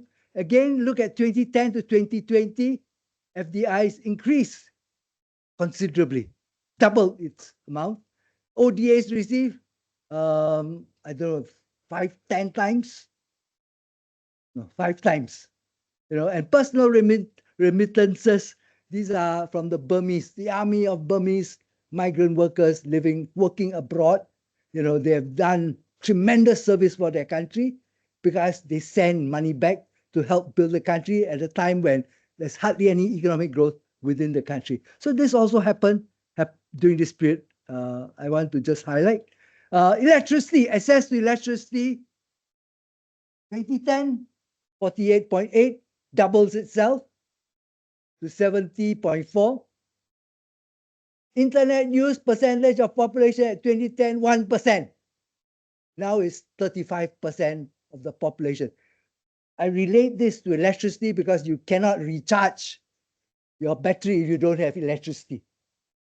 Electrification has facilitated this expansion in the use of the handphones, internet, mobile cellular subscriptions also has gone up tremendously.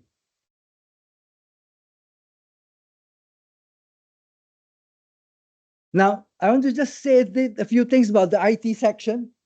Adoption of neoliberal market reforms, which we are very critical of sometimes. In this case, however, resulted in the IT sector being liberalized. It was no longer the monopoly of the military. Tien Sen's government liberalized the sector. Licenses were issued to Telenor from Norway, Ooredoo from Qatar, Mytel, a joint venture between Viettel from Vietnam and the army. It's still there right now. It has not stopped boycotting. With this development, an assortment of data plans made available. The price of SIM cards fell drastically. You couldn't imagine. When I went there in 2012 for the first time, I couldn't afford to buy a SIM card. It was $200 US. Now it is $5. So it's just collapsed this way. Likewise, whereas the number of mobile cellular subscriptions per 100 person was only 1 in 2010, it registered 144 per 100 people today. 22 million people in Myanmar, for half the population, registered on Facebook.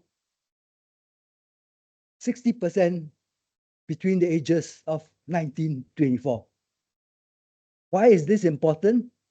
Because we are talking also about access to new sources of information. You are not just controlled by the media outlets of the military. Federation spending as percentage of total government education spending also begins to hold very steady. Prior to 2010, it was under 5%. And the data was very, very unreliable. But we have more reliable data now, comes close to 10% of your total expenditure, which is very, very impressive. In Malaysia, we spend about 12%. So this is actually very good. Previously, the money was mainly going to the barracks.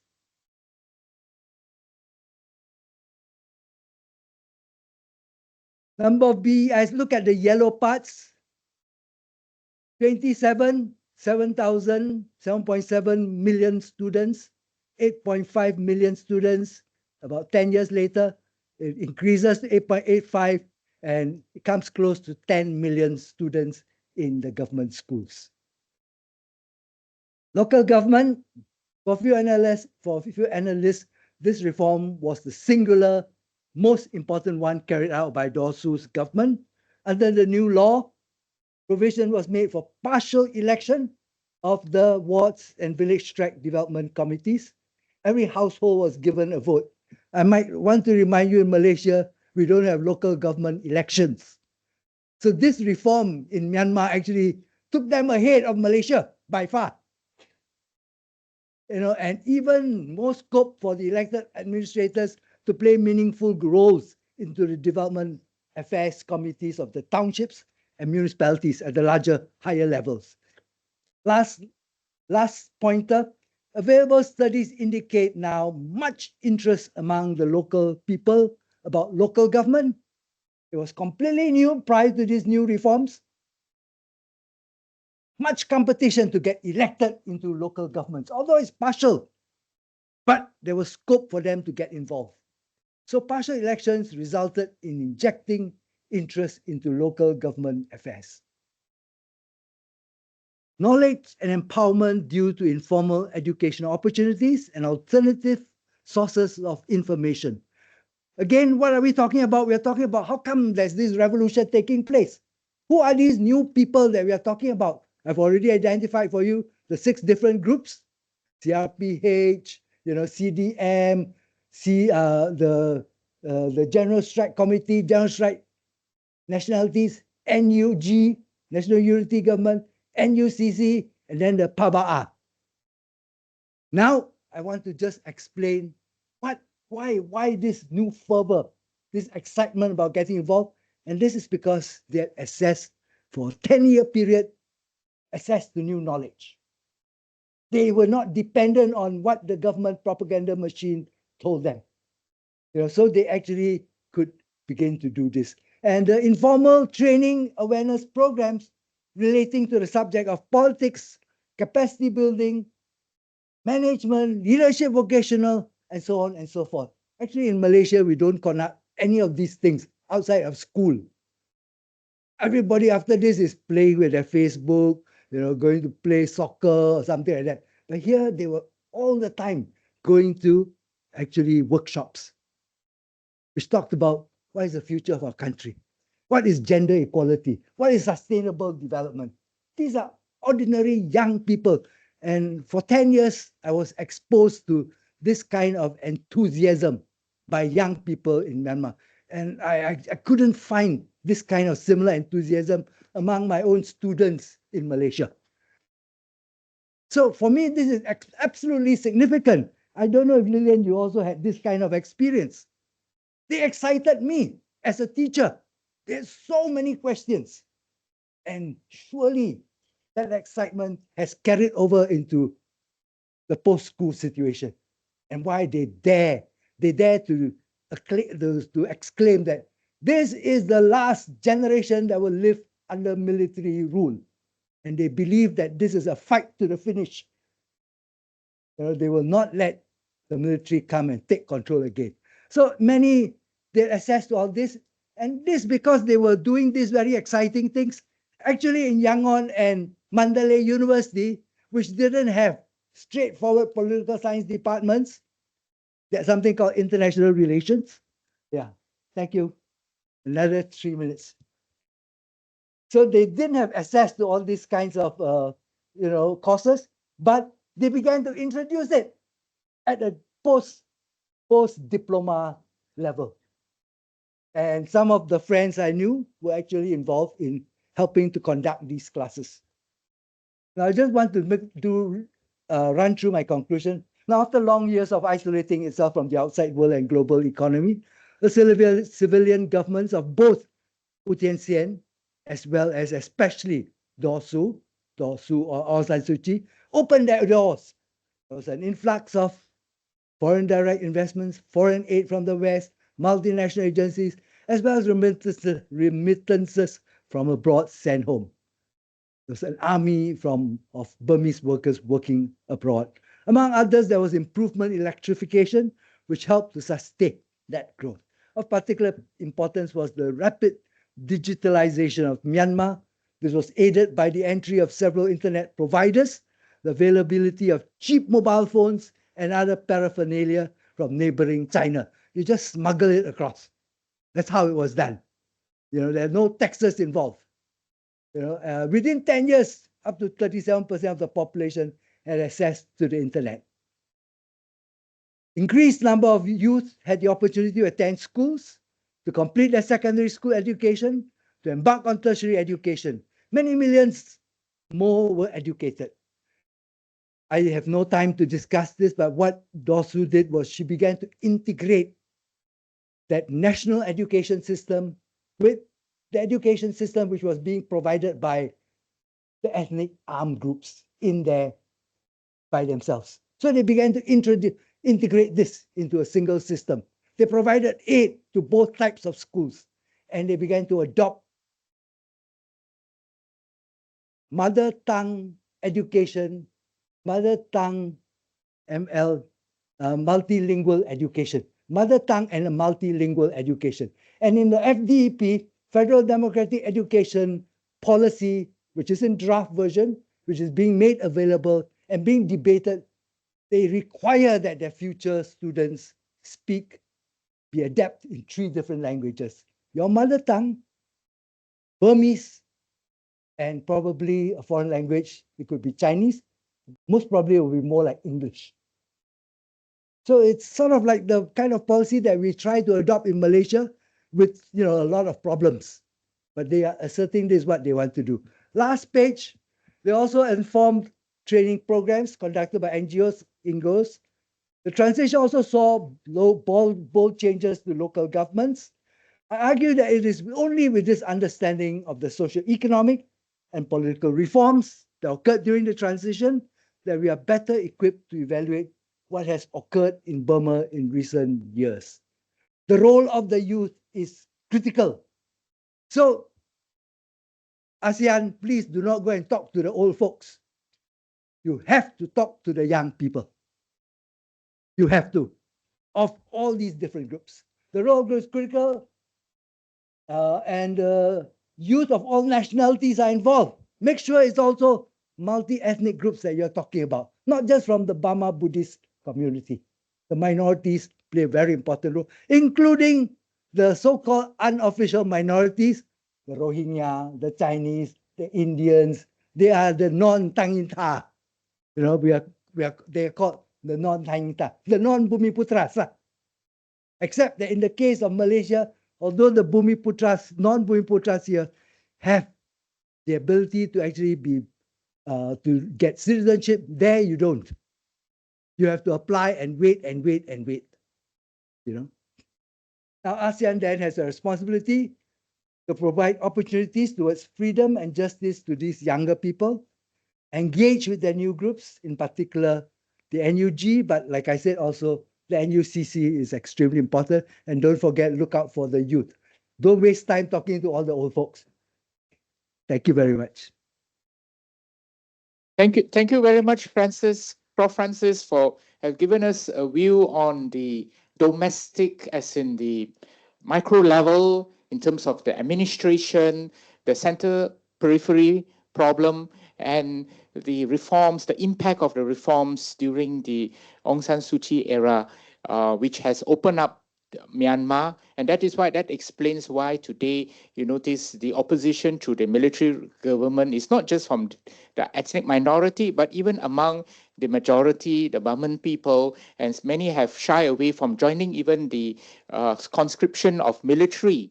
So that maybe is part of what Prof. Francis mentioned, the opening up of the minds of the youths, which is extremely important. Next, we have, last but not least, Professor Johan Saranmutu, Professor Emeritus of Universiti Science Malaysia, USM, who is also adjunct professor at the Asia Europe Institute of Universiti Malaya, this very institute, and was the adjunct senior fellow at RSIS Nanyang Technological University, Singapore. And he was a visiting senior research fellow at the Institute of Southeast Asian Studies, Singapore. And I must say he is a doyen, one of the doyen in Malaysian foreign policy. I teach Malaysia's foreign policy. I tell my students, if you don't read Prof. Johan's book, you have never studied Malaysia's foreign policy. So I'm so glad to have him with us. So, Prof, the floor is yours. Thank you very much, Roy. Good afternoon, everybody. It won't be too formal. I won't waste any more time also, since I think you all want to get on with maybe the Q&A. So I'll dive in straight into what I want to present. Basically, it's a presentation of what I think some of the priorities that we should have when we take over the chair. We, meaning Malaysia, takes over the chair of ASEAN. My colleagues have already talked about the dire, very, very horrible situation that is Myanmar today. This map is just kind of a depiction. I think Lillian put it as the third deadliest conflict in the world today. It is also the first most fragmented conflict in the world, and you can see why if you look at this map. The number of nationalities, groups, etc., that actually occupy what is called Myanmar or Burma before, just so many, right? I won't even give you a figure of how many there are. Let me go on to what I want to talk about, which is basically the whole idea of a constructive engagement, which is the modality that ASEAN has set for dealing with recalcitrant states. And this modality was actually started a lot longer. And I'm very glad that Mo also presented to us, the kinds of policies that were particularly important directly for Myanmar. And I will repeat some of the things that she has mentioned, but I won't go into great length. But this idea of constructive engagement actually began with the rapprochement with the Indochina states, right? And of course, the most difficult problem was, at that point of time, the Cambodian conflict. The Cambodian conflict, in a way, is parallel. It's very similar to what we have in Myanmar today. The killing fields, you remember, and the frictions that were fighting. But of course, Myanmar is much more complex. Cambodia did become the 10th member of ASEAN after Myanmar and Laos, as Mo mentioned. And it presents a very difficult place, and even more a difficult case, and even more difficult than Cambodia, because Cambodia wasn't yet a member of ASEAN. So ASEAN could, use the big stick, as it were, could do policies of deprivation vis-a-vis Cambodia in order to make it comply. Today, Myanmar is already a member of ASEAN. So what do you do with a recalcitrant member of an organization? So that's the Gordian knot that we have to untie if we're dealing with Myanmar today. So the policies that have been variations of this constructive engagement have been flexible engagement, which was Surin Pitsuwan, the Secretary General of ASEAN at one time. He suggested this. And our own Prime Minister of today used the word constructive intervention, even a much stronger term that the ASEAN members were willing to think about in those days. This was when he was the Deputy Prime Minister of Malaysia. But in terms of our actual engagement with Myanmar, and I will fast forward to today because Mo has given us the picture already. We are now stuck with what we call the 5PC, the 5-point consensus. ASEAN is supposed to introduce or is supposed to facilitate an immediate cessation of violence in Myanmar. Hasn't happened. Constructive dialogue with all parties, seeking a peaceful solution. Some of that has happened. A special envoy of the ASEAN chair to facilitate mediation of the dialogue process.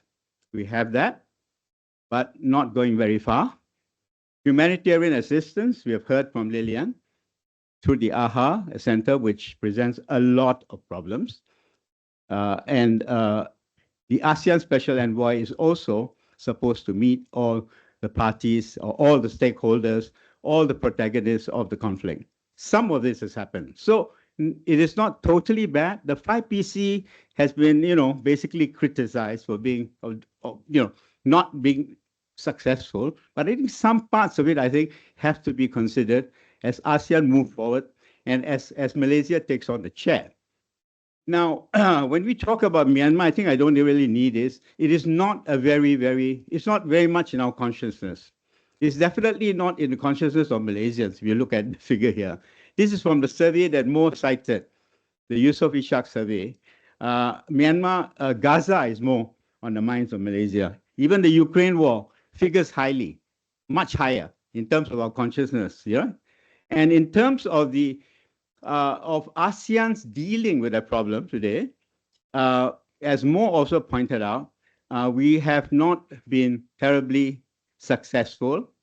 In fact, we meaning ASEAN as a whole, have done something which is a bit radical, mind you, it's a bit radical. We have actually stopped the top officials of the Myanmar state from attending ASEAN meetings, which is quite important, right? So that particular idea is one that continues. It is a form of deprivation, but it is far from, I would say, far from effective. And the kind of policies that most people are asking for, I need some water, is actually to have more engagements with different levels of stakeholders. I think Francis has talked about it. Lilian, you more or less suggested that as well. And that's the kind of policy that I would suggest that Malaysia looks forward to or moves in the direction of when it takes over the chair of ASEAN. So if you look at the previous chairs, Indonesia and today Laos, what have they done? Basically, it is the 5PC under what we call quiet diplomacy. And there's nothing wrong with that. Quiet diplomacy is important. The approach is a special envoy in an office. What did I say here? Shuttle diplomacy approach with special envoy, a special envoy office. This is under Indonesia, but they did not appoint an envoy. In the case of Laos today, they have appointed a special envoy, and the envoy is the person that is shaking hands with the Myanmar junta leader there. Some of the things that ASEAN are suggesting is what we call the troika mechanism. The troika mechanism is not a bad idea. Basically, you work with the previous chair and the future chair. So Malaysia, as chair of ASEAN in 2025, should be working with the previous chair, which is Laos, and the future chair, which will be Philippines. So in the case of Laos, Laos is working with the Indonesians and working with Malaysia today. But that mechanism has been criticized because it is rotating. The chair is rotating or the envoy is rotating. It doesn't really have the institution of a permanent office, which would be a more effective way of dealing with a situation like the Myanmar one.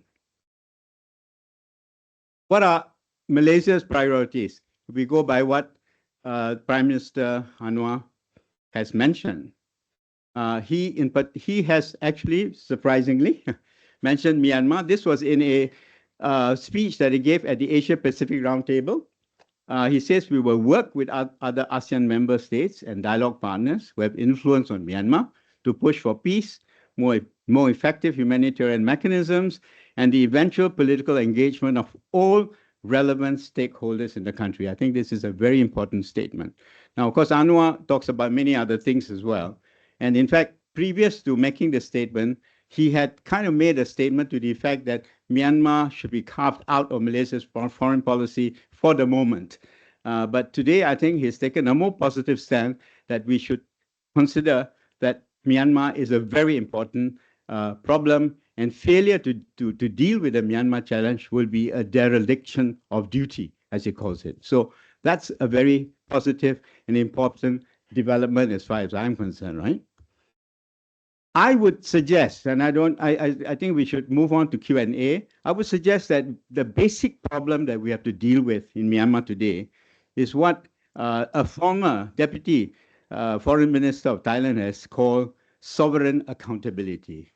Because we have a state, we have a member of ASEAN today that is essentially not truly accountable for its actions, or we cannot hold it accountable for its actions.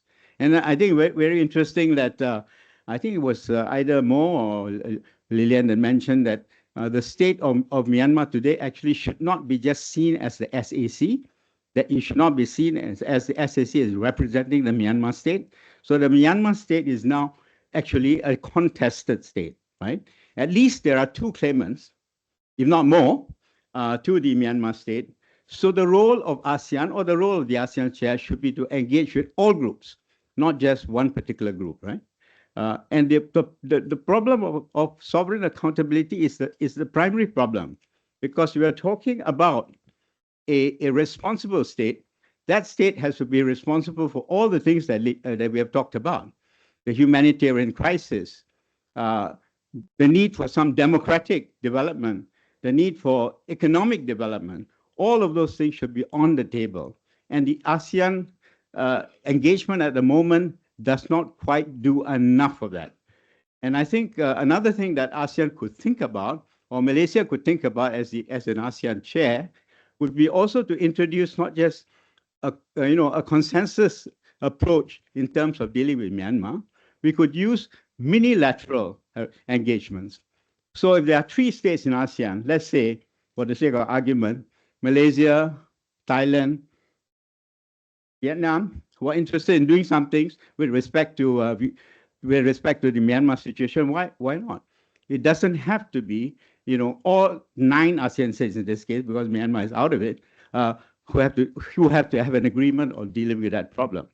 It's also very important for ASEAN, and Malaysia leading ASEAN as the chair, to engage in multi-track diplomacy. There is something called Track 2 diplomacy. Track 2 diplomacy is the kind of diplomacy that's been carried out by the ASEAN think tanks. Very little of that is happening today. Not much. There is also Track 3. I think Francis, you mentioned Track 4. So all those levels of engagement have to be introduced when we're dealing with this very difficult and very complex problem of Myanmar.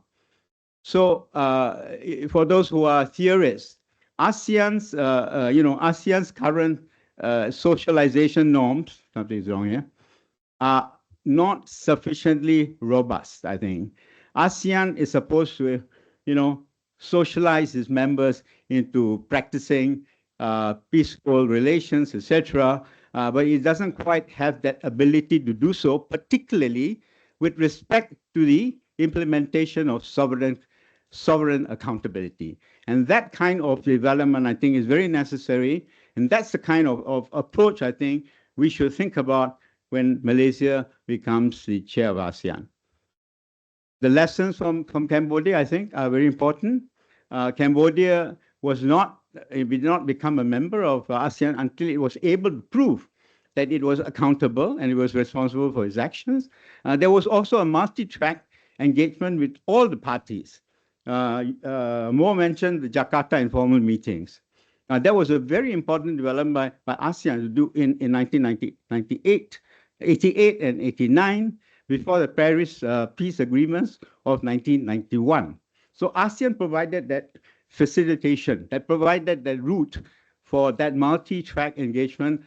This was, of course, a track one, but it also developed various mechanisms so that Myanmar could be accountable for its actions. And that's what happened. It was able to untie the Gordian knot in that case and make Cambodia a member of ASEAN. But in the Myanmar case, as I already pointed out, there's of course a problem that Myanmar is already a member of ASEAN. So how do you untie this problem? How do you fix this problem?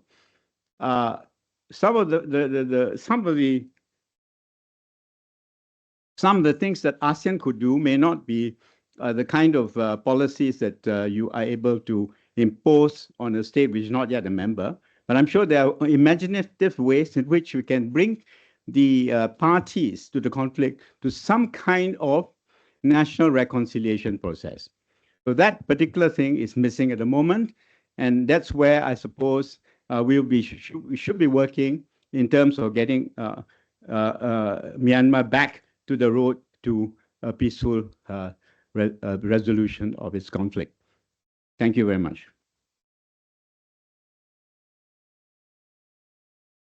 Thank you very much, Prof. Johan. So now we come to the Q&A session, which is basically the session of the audience. And in the midst, we also have the questions online put forward, some comments put forward.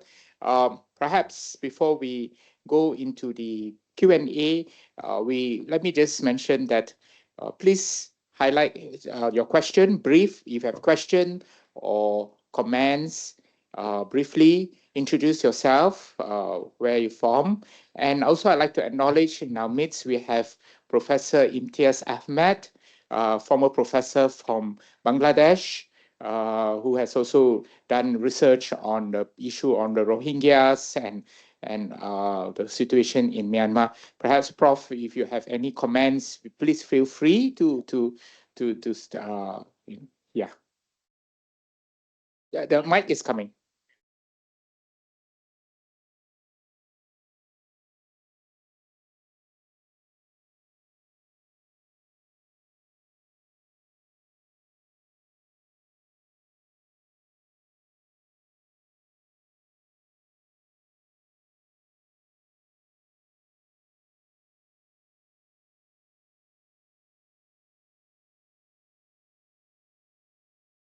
Just hold on, sorry, Prof.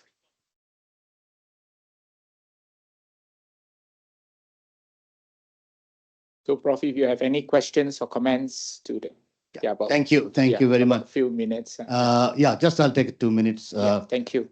2 points. One is I think we make the mistake, and with my due respect from friends from Myanmar, I think we make a mistake of looking at Myanmar as a Westphalian state.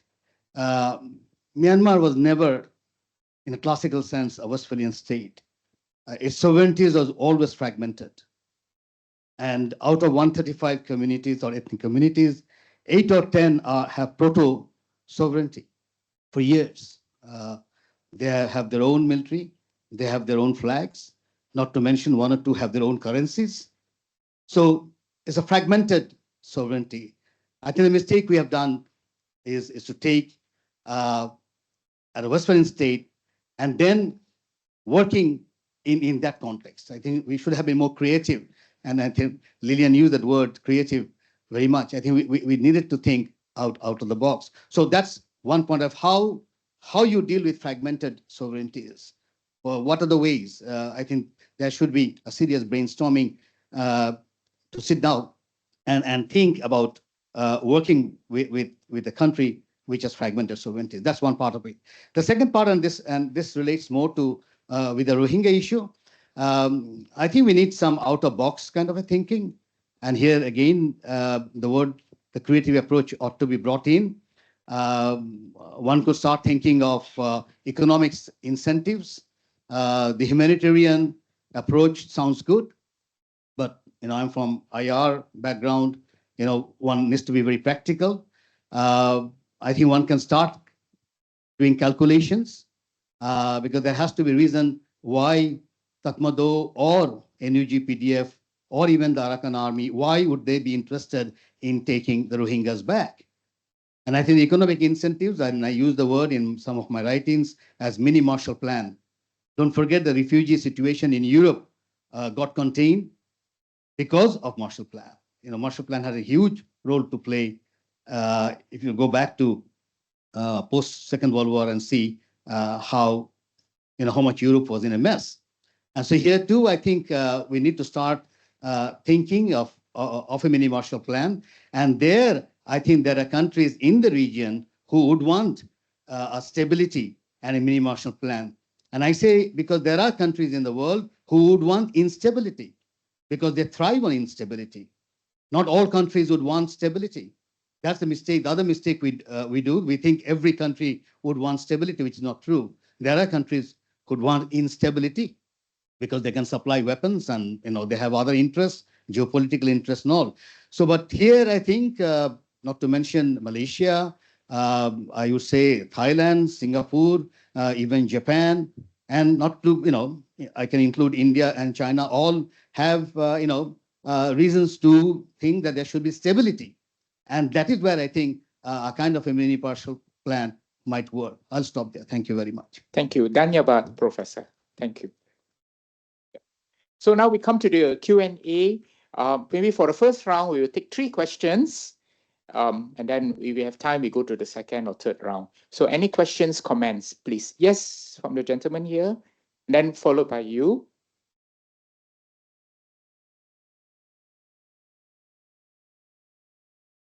So Michael, yeah, please. Thank you very much. I'm Michael Heng.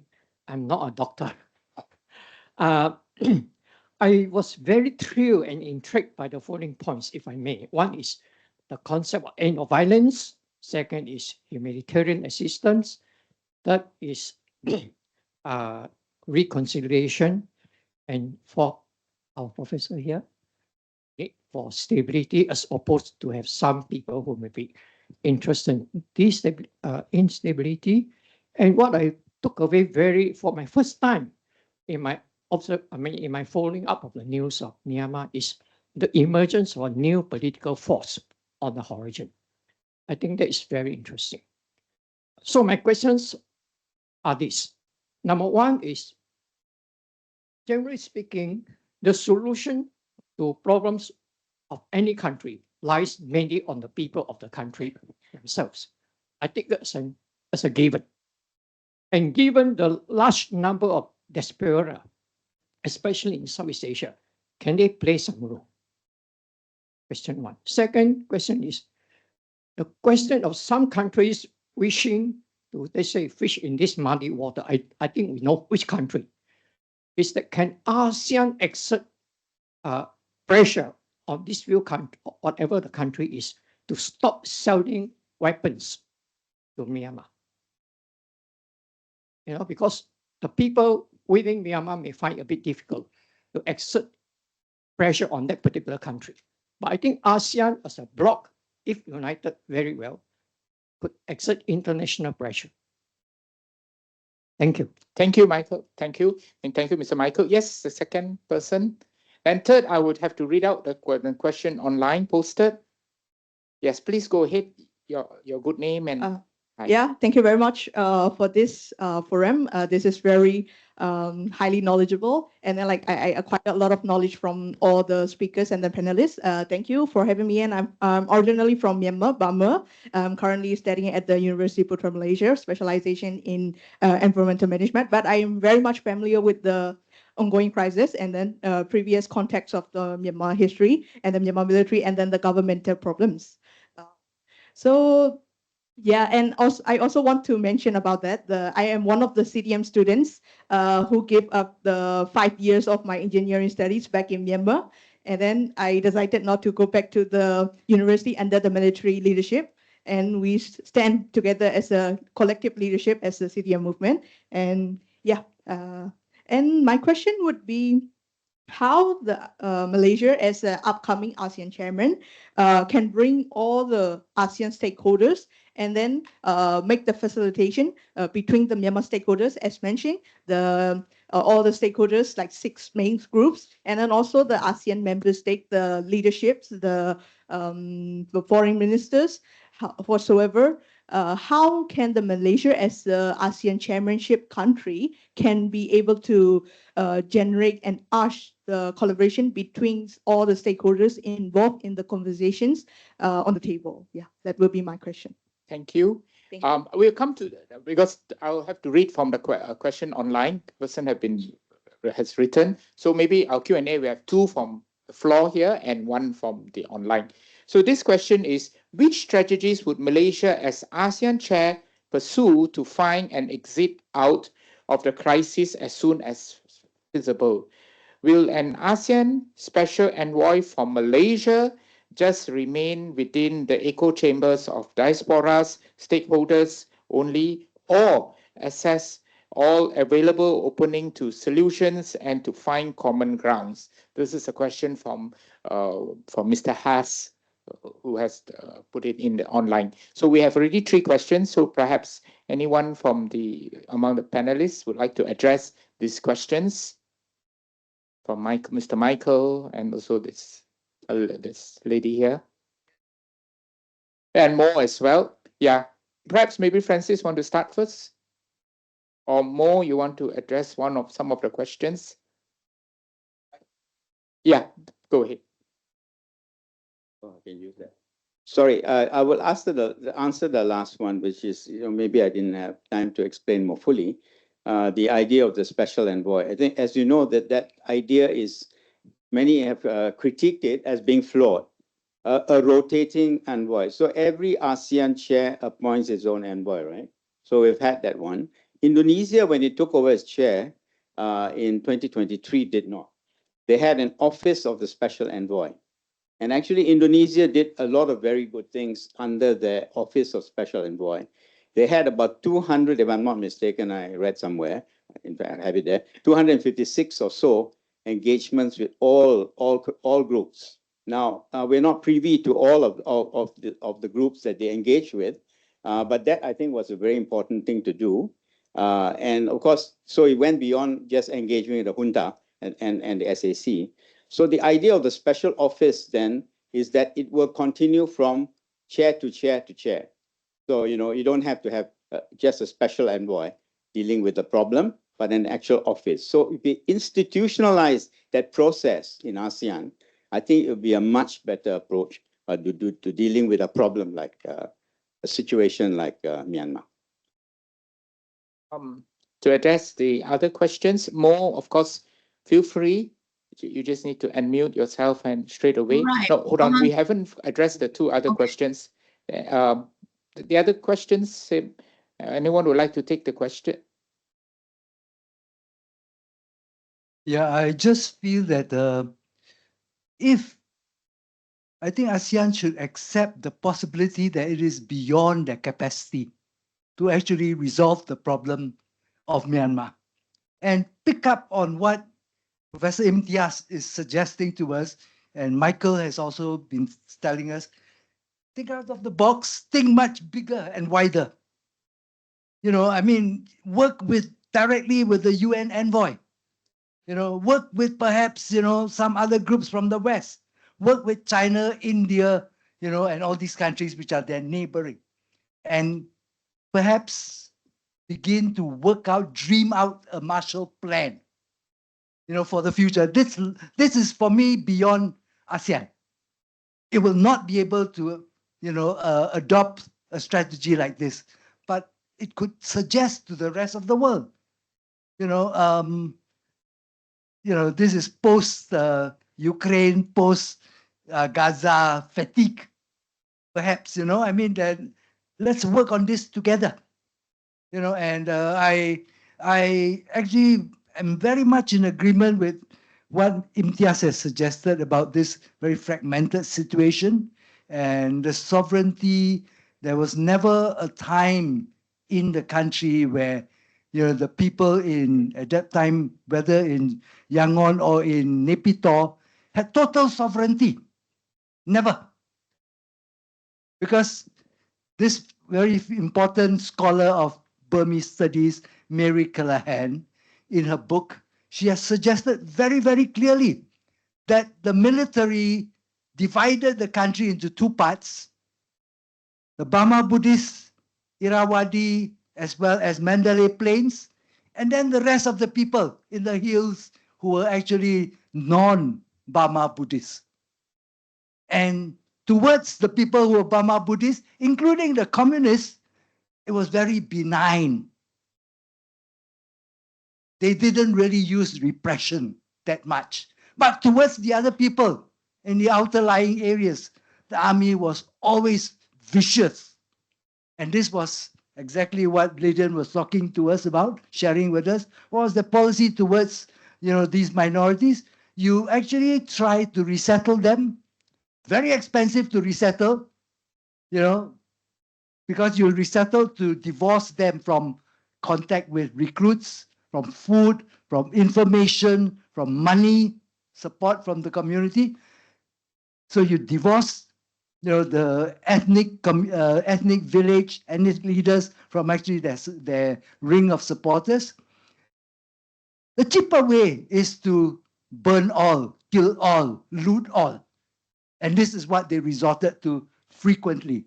And when that failed, push them into Thailand, push them into China, push them into Bangladesh, push them into India.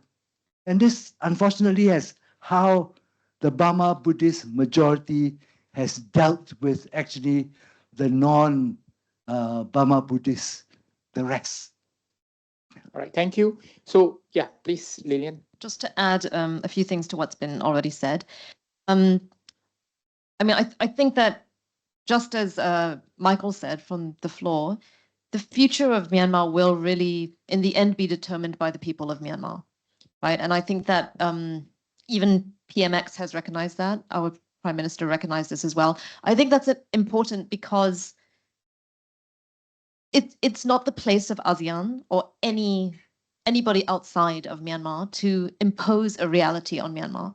And I think that because of that, it's also important for ASEAN, whoever's the chair, to be quite careful about what position we're taking, because this is why the recognition, as Professor Joe was saying, and we've heard from Mo and Prof. Francis also about the reality of so many important actors and new actors who are the legitimate faces and energy and stakeholders who are determining the future of Myanmar now. It's not the place of a foreign country and anybody on the outside who would like to see something, just put back in the box, to say that we think that, all this conflict should just end and it's very simple, just, support this failing military and try to put an end to all this violence. That's not the strategy, and that should not be imposed at all. It should be according to the will of the people of Myanmar. So what can we do as an ASEAN chair, as a country in the neighborhood, as actors in the neighborhood, institutions, whether it's academia, think tanks, humanitarian agencies, to give the people of Myanmar that space and that opportunity? And I think what's very important now is, I don't think the violence will stop very easily. I think we have to be quite realistic about this, but we have the responsibility as the upcoming chair of ASEAN and as a neighbor to demand that there is an end to not just the fighting in general, but the attacks on civilians. And I think this is the most important thing. There is international law that even guides the conduct of war. There's something called international humanitarian law. That is not about stopping wars. It is about the conduct of conflict and the conduct of armed conflict. In how can that be done in a way that does not target civilians? That is the important thing. This is the kind of role that we should be playing. When it comes to talking about the reduction of violence, why are we attacking students? Why are we allowing or, tolerating the fact that, weapons are being sold from ASEAN countries and from companies within ASEAN? In fact, many in Malaysia as well. There's been a list, that's been circulating and, investigations on this. Singapore has done more than Malaysia has done to track and actually try to stop some of those sales of weapons. The arms embargo, resolution by the General Assembly we did support it eventually, but it took time. Only I think 5 countries from the ASEAN, 9 excluding Myanmar, supported it. We were one of them, thankfully. Malaysia did support it, the call for arms embargo, but we haven't done very much. Singapore's actually done more, even though, of course, there are more companies linked to the weapons. But where's our real action on this? And it's not about taking sides. It's not our place to be taking sides. The people of Myanmar, I think, can determine very well themselves, as we heard, how much work is being done to determine the federal future, different types of possibilities. It's not an easy path either, but we can do things to say, why are we allowing our companies to be selling weapons to Myanmar, which we know are being used for the killing of civilians? Things like this, I think, are the most important thing, in my view. Thank you. for Thank you, ASEAN. Lillian. Mo, as I said, if you have any comments to the questions, feel free to just unmute yourself. Right. Okay. Yeah. Yeah, All right. just Yeah, go ahead. very quick observations. I agree with what Johan, Francis, and Lillian have also observed. Let me just add my thoughts to this thing about why we're having this conversation today on the eve of Malaysia's imminent ASEAN chairmanship.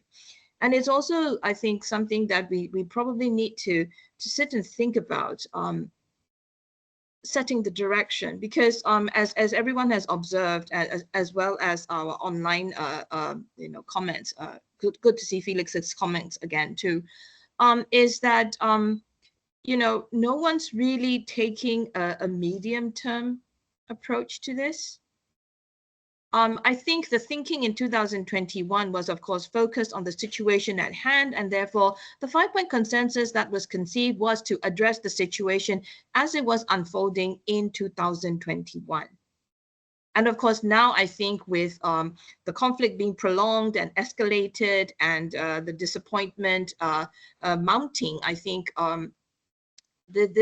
we are seeing now how we hear voices about how the 5-point consensus probably needs to be revisited or updated. But I think the main broad priorities, if we look at the 5-point consensus as a broad framework, the priorities are still there, they're still relevant, but it's how the implementation goes about it. So this brings me back to the point I made just now about maybe what we need to consider is, how do we start looking at helping the Myanmar people find the future that they deserve, working with them, supporting them, is in a kind of medium-term approach, not short-term, because like Lillian was saying again, end this now or do this and then put everything back in the box. That's also kind of like sweeping things under the carpet, which doesn't work. And the kind of the whole context that I was showing about dealing with the Myanmar question, it's always been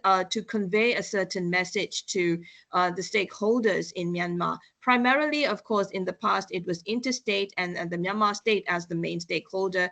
Since 2021, what we have seen is there are more than one sole or primary stakeholder, and therefore the interest to engage everyone. So I think just building on Johan's comment about institutionalizing the engagement process. Yes, Indonesia started it, and there are these different stakeholders, including those from the groups that Francis has listed out, that various ASEAN chairs have tried to engage, starting from, of course, Indonesia's time, and now Laos is also continuing that process on a bilateral basis. And the point here, of course, is that if we bring in the Cambodian parallel, why did the Paris Peace Accords happen? Why did the Jakarta informal meetings achieve the objectives that they did?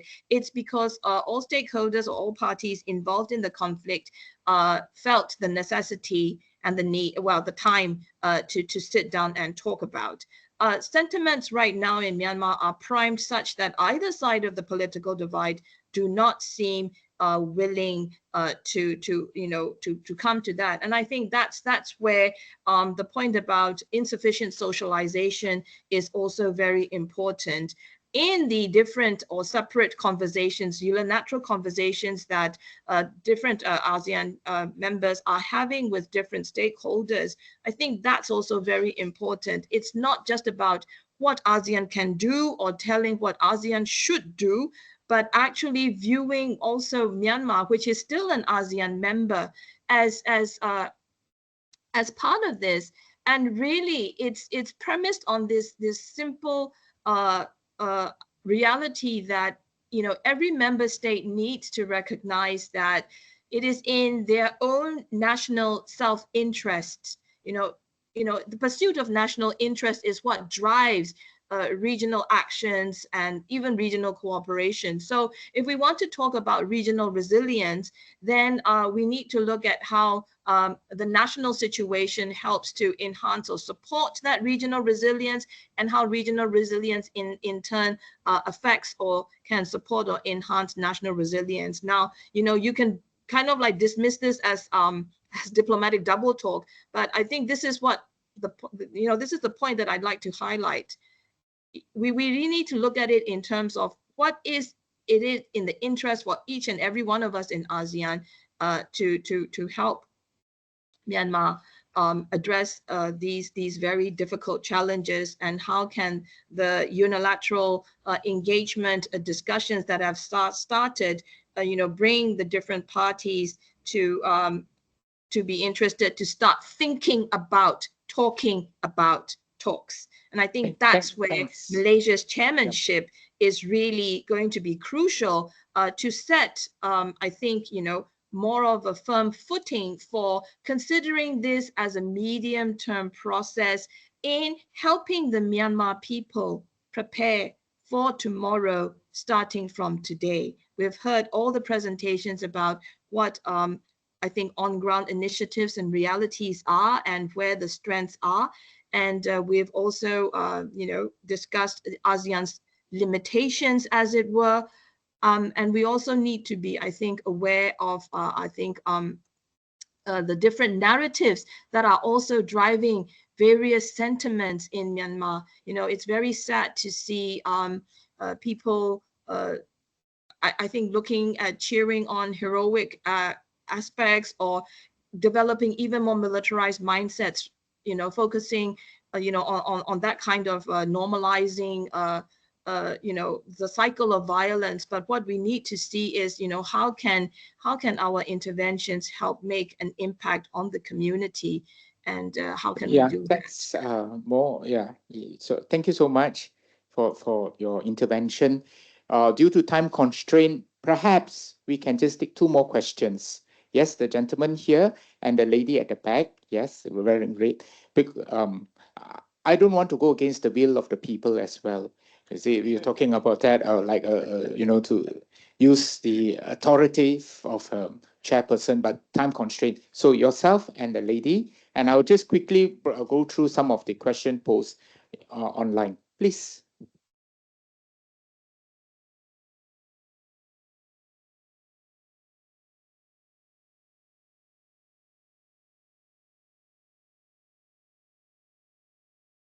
Please make it brief. Yeah, it's on.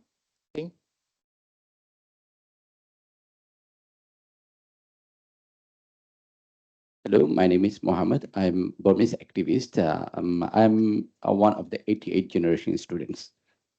So I'm living here in Malaysia for around 20 years, and in exile around 35 years. So anyway, my questions is that ASEAN 5-point consensus has a constructive dialogue. And so I don't see the inclusive dialogue. It's an exclusive dialogue, so cannot bring any solutions. So how can we make this one? We can make change of inclusive and constructive engagement and dialogue. The one thing. Second thing, in Malaysia and overseas, millions of Burmese citizens are facing troubles, security problems because of their documentation, legal identity. So how ASEAN chair can play a vital role to recognize NUG to issue legal identification to the illegal immigrants, including myself, is considered as illegal immigrants in Malaysia. So that's the second one. The third one, as Malaysia played vital roles to find solution in Mindanao and also dealing with Southern Thailand's issues. So we have a lot of problems among the ethnic arms group. Disunity, because of that, civilians are facing a lot of problems. So in Arakan state, we have the two major Arakanist groups, Muslim Arakanist and Buddhist Arakanist. Both communities are facing troubles because of arms group. So how can Malaysia play a vital role to bring all non-united arms group to have a dialogue, to finance a ceasefire, and to ensure the life security of the innocent civilians in Burma, especially in Arakan state? Thank you. Thank you very much. Yes, last question, the lady. Yeah, please. Meanwhile, I just quickly go through. There are some questions on posts online. I think some have been addressed about the role of ASEAN vis-a-vis that now in the geopolitics of, how can ASEAN play a role in case of with, countries like India, China, who have also interest in Myanmar. That's one question. And another question is, ASEAN members, some of them have apprehension of the presence of the migrants, as I think the gentlemen have addressed. So how can this problem be addressed? For example, the presence of Rohingyas in some of the ASEAN countries like Malaysia or Indonesia, and they face problem and challenges. How could ASEAN countries help or do something, because due to the apprehension? And last, there is also that appears that Myanmar has its limitations in addressing the Myanmar problem. And on top of it, money has been flowing from Myanmar, some of the military junta leaders into ASEAN banks. This is according to, so how can this problem be addressed? These are real problem, real and present problem. Okay, sorry, ma'am, please. Okay, very good afternoon. My name is Dente. I'm a senior lecturer from Department of Science, Faculty of Medicine, University Malaya. I'm a citizen of Myanmar as well. That's why I'm here today. Because also want to say thanks for the panel or the forum, the advice.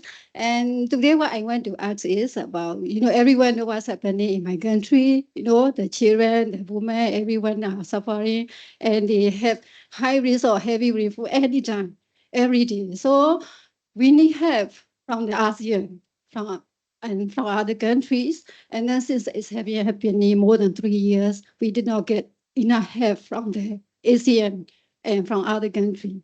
So the people in my country, including me, we feel that, the ASEAN is not helpful. The ASEAN did not concern about the people in my country. So that is how we feel. So within 3 years, we did not see any effective support. So I want to ask a question to the leader of the ASEAN country. How can you prove that you are interested to help the people in my country? How can you show that you really concerned about the people in my country?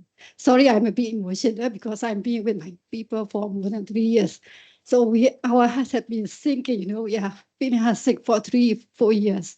So that's the reason I'm here to ask a question. Thank you very much. Thank you very much. We truly appreciate your sentiment. Yeah, and we keep you all in the press as well. So perhaps the panelists can respond. Anyone would like to?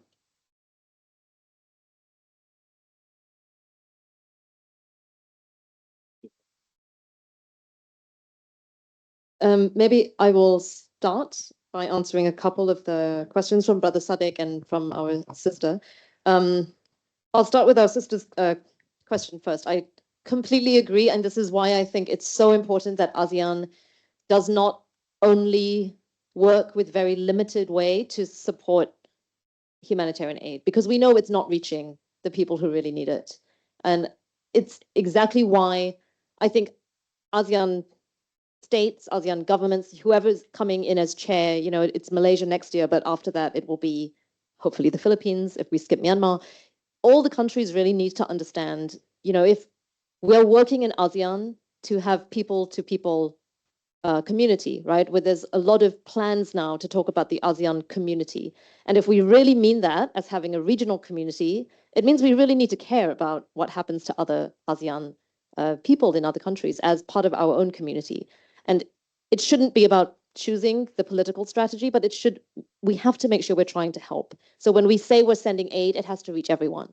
It's not efficient and it's not adequate if we say we send aid, we have boxes going to the Myanmar military and it doesn't reach civilians. It's not reaching villagers who really need it. It's not reaching women and children who really need the support.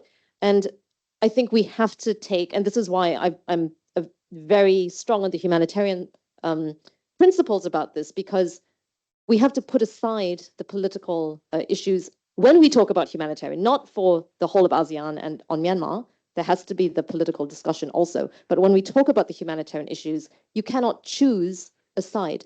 That is completely against humanitarian principles. We have to be neutral, there has to be independence, and there has to be a way to try as much as possible to deliver to as many people as possible, whichever control they are under. So I think that hopefully with Malaysia's chairmanship, we can go further than what has been done since the 5-point consensus. I really hope that we can. I have a little bit of cautious optimism that Malaysia will prioritize this issue as chair, because we have heard a lot of concerns that the government has raised as well directly about the humanitarian situation. I think it's one of the biggest concerns that the government has. So I really do hope that that is going to be one of the priorities. For Brother Sadek, definitely, I completely agree. The inclusiveness of the dialogue. It's about, I think one thing is recognizing who the different stakeholders are, but making sure that there's the inclusivity. And the inclusivity is in so many ways. One is looking at the different ethnic groups, but even beyond that, looking at all kinds of voices that have been actually excluded so far. So if we just talk about Arakan, it's so critical for us to look at every single community and every single reality. And I like the way that you're actually bringing this up, because it's a very difficult situation in Rakhine right now. There are so many armed actors and there's a lack of trust. And I think that we have here, sitting in this room, actually some leaders who have been working very hard to build that trust and maintain that trust, with Venerable Uotara, yourself, and some others, trying to make sure that that trust doesn't completely disappear. That work is so important, but how do you do that in a situation where there's attacks going on, there's a lot of hate speech going on, there are different armed groups who are being supported as proxies for the military and all of these types of things?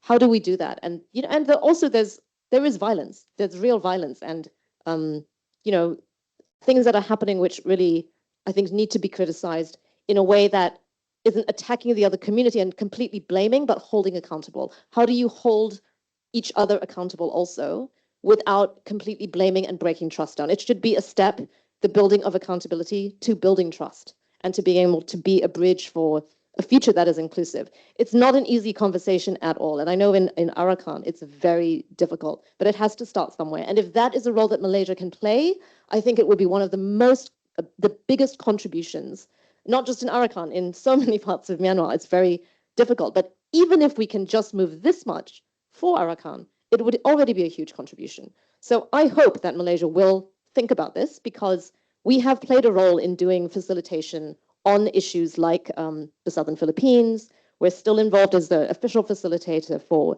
Southern Thailand.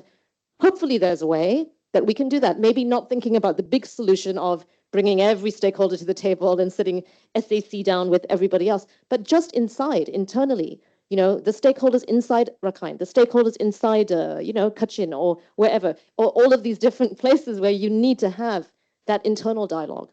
That, I think, is a very important role. So let's see. Hopefully there will be some, attention, and again, the, creative thinking of what we could actually contribute to when it comes to building the foundations of a peaceful future.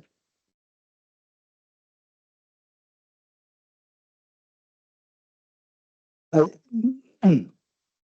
just want to clarify that actually Malaysians thus far have been very ignorant and by extension actually very ill-informed about actually what's going on in Myanmar.